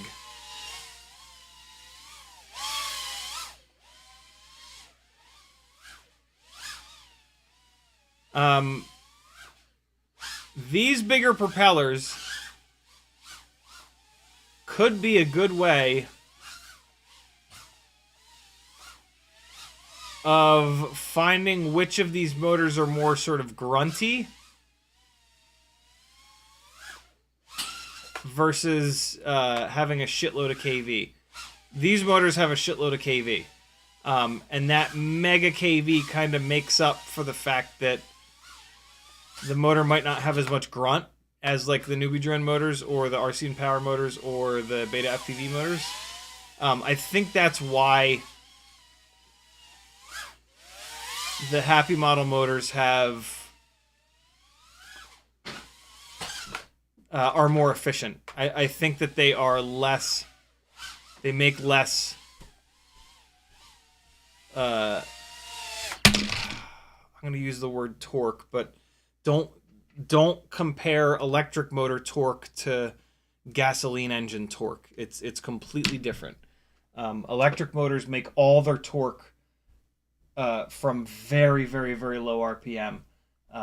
Gasoline engines need to wind up a little bit, and so I usually try not to use the word torque, but I can't think of another word here other than like grunt. But yeah, I feel like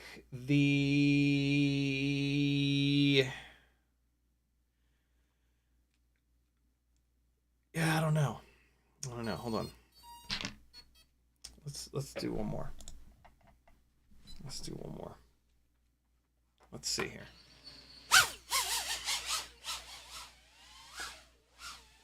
Actually, let's do this. Let me spin each motor up in turtle mode. Whoa.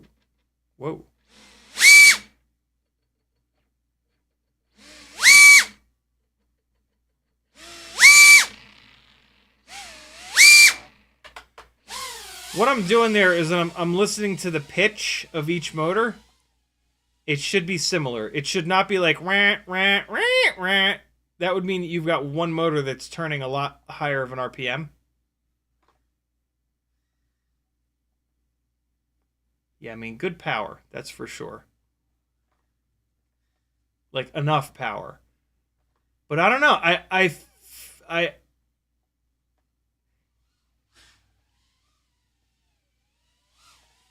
either I am really starting to become sensitive to the fact that these are a little bit more lazy. Now that, but see, like stuff like that, it's like, this is fine.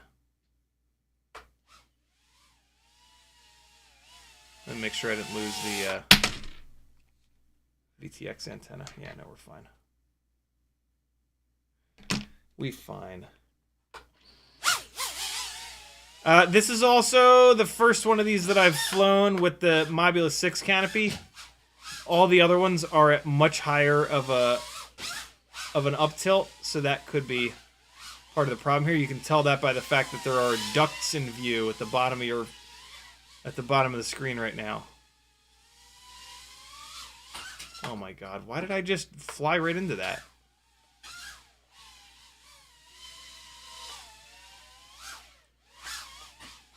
That, I'll tell you what. Jesus Christ. These 1.4-inch builds really earn their money in that dive gap, in this triple. That was ugly. Oh Jesus. This is just me getting fucking frustrated.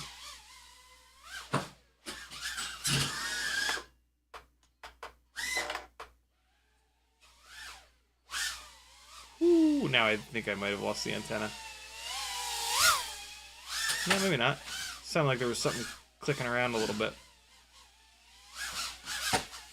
Yeah, just keep throwing it at shit that, like, you have a 0.1% chance at actually getting it to fall into. That's a good idea.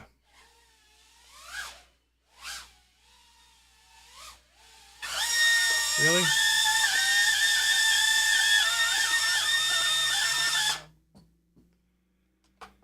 Apparently I don't have the, oh, Teddy. Apparently I don't have the air mode on a switch set up on this one. Good runtime, though. Look at that. 2 minutes and 50. Holy shit. What keeps clicking around on this build? Something's, like, clicking. What's clicking? That's some crazy runtime right there. That is a little bit of a less cycled battery, though.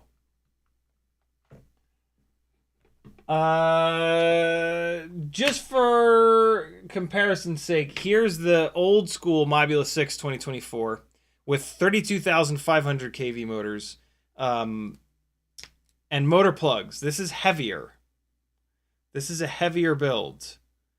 But I feel like these 32,500 kV motors might be a better match for these well, actually, now we're also going on to the HQ tri-blades. The hover point is higher.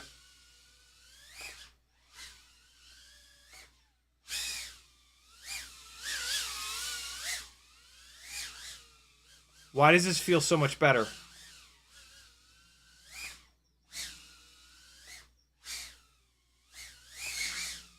Woo!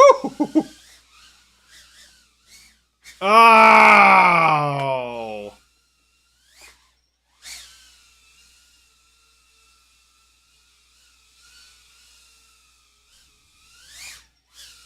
Oh, God, what a nightmare. Right into the sharp-ass edge of the cymbal.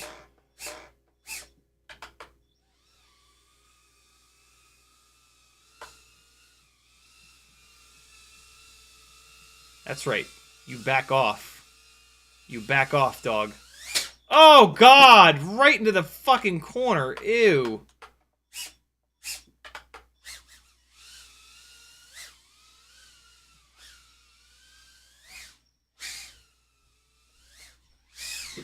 Something about this rig is much easier to fly. Jesus Christ.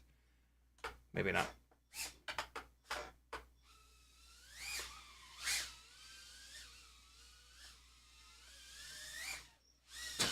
Ah!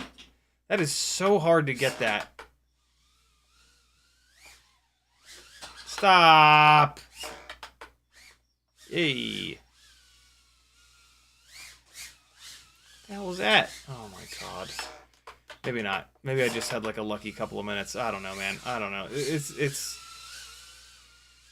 It could be these tri-blades. I mean, these tri-blades definitely make this thing corner a lot better, and that has a tendency to mask itself as like flying better, but it's just less slidey, and like when it's less slidey, it's you can't do as big stuff.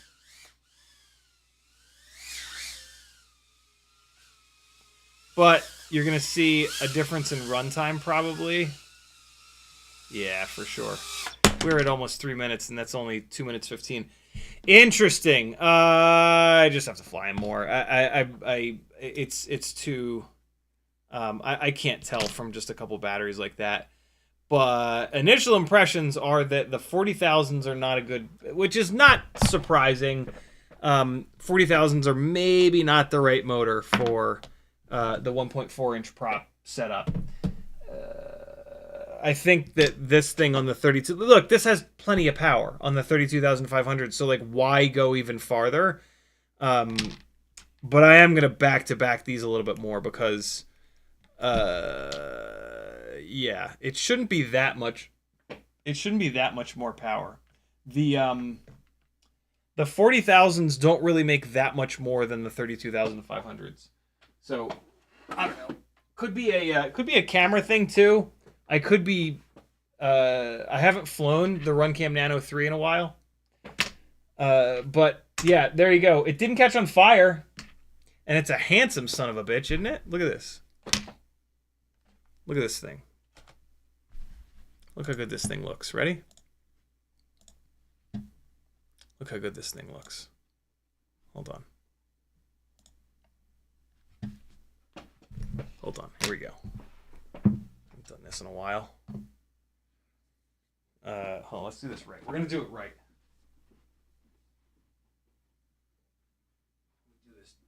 Do this the right way.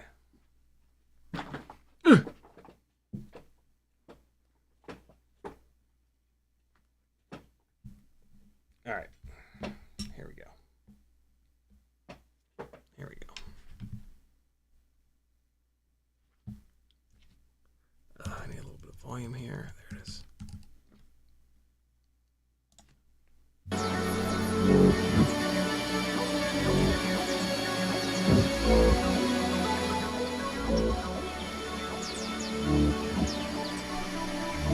Ready? Here we go.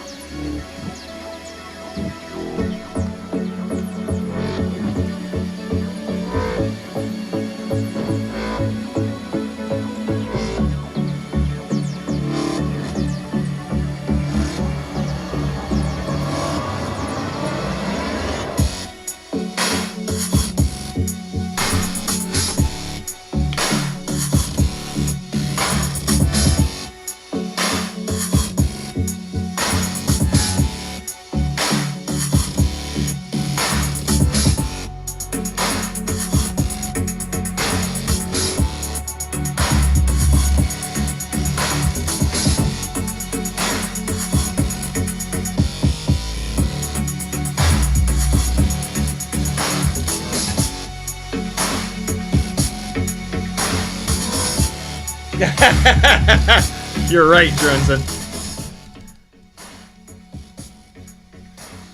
Where is it? Hold on. Hold on. Where the hell is it? No, it'll get the desk all disgusting. I've been trying not to use it. I don't even know where it is, to be honest. I've been trying to not use it on the desk because I don't want that vape juice all over the desk. But there you go, friends. Good looking little build. Shockingly lightweight. Mobula 6 2024. Yeah, stick with the lower kV motors. 32,500 kV motors are a better choice. You can get those either in 1.5 millimeter motor shaft from Weebleed, and then you can run the HQ tri-blades, which are really good, which I was just flying. Or you can get them in 1 millimeter motor shaft and then run the Gemfan 35mm S. I'm gonna fly these two a bunch tonight, tomorrow, and I'll report back on Sunday. Cool. Thanks for hanging, friends. CiottiFPV.com. Head on over. Matthew W says you need to zero out throttle expo before setting mid on new motors. OSD is lying to you. It's pre-curve input number.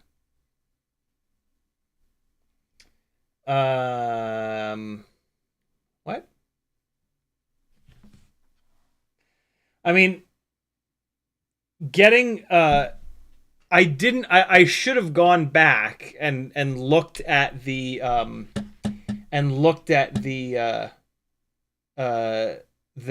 midpoint again, but the way that I just set the midpoint is pretty sound. That should be pretty on the money.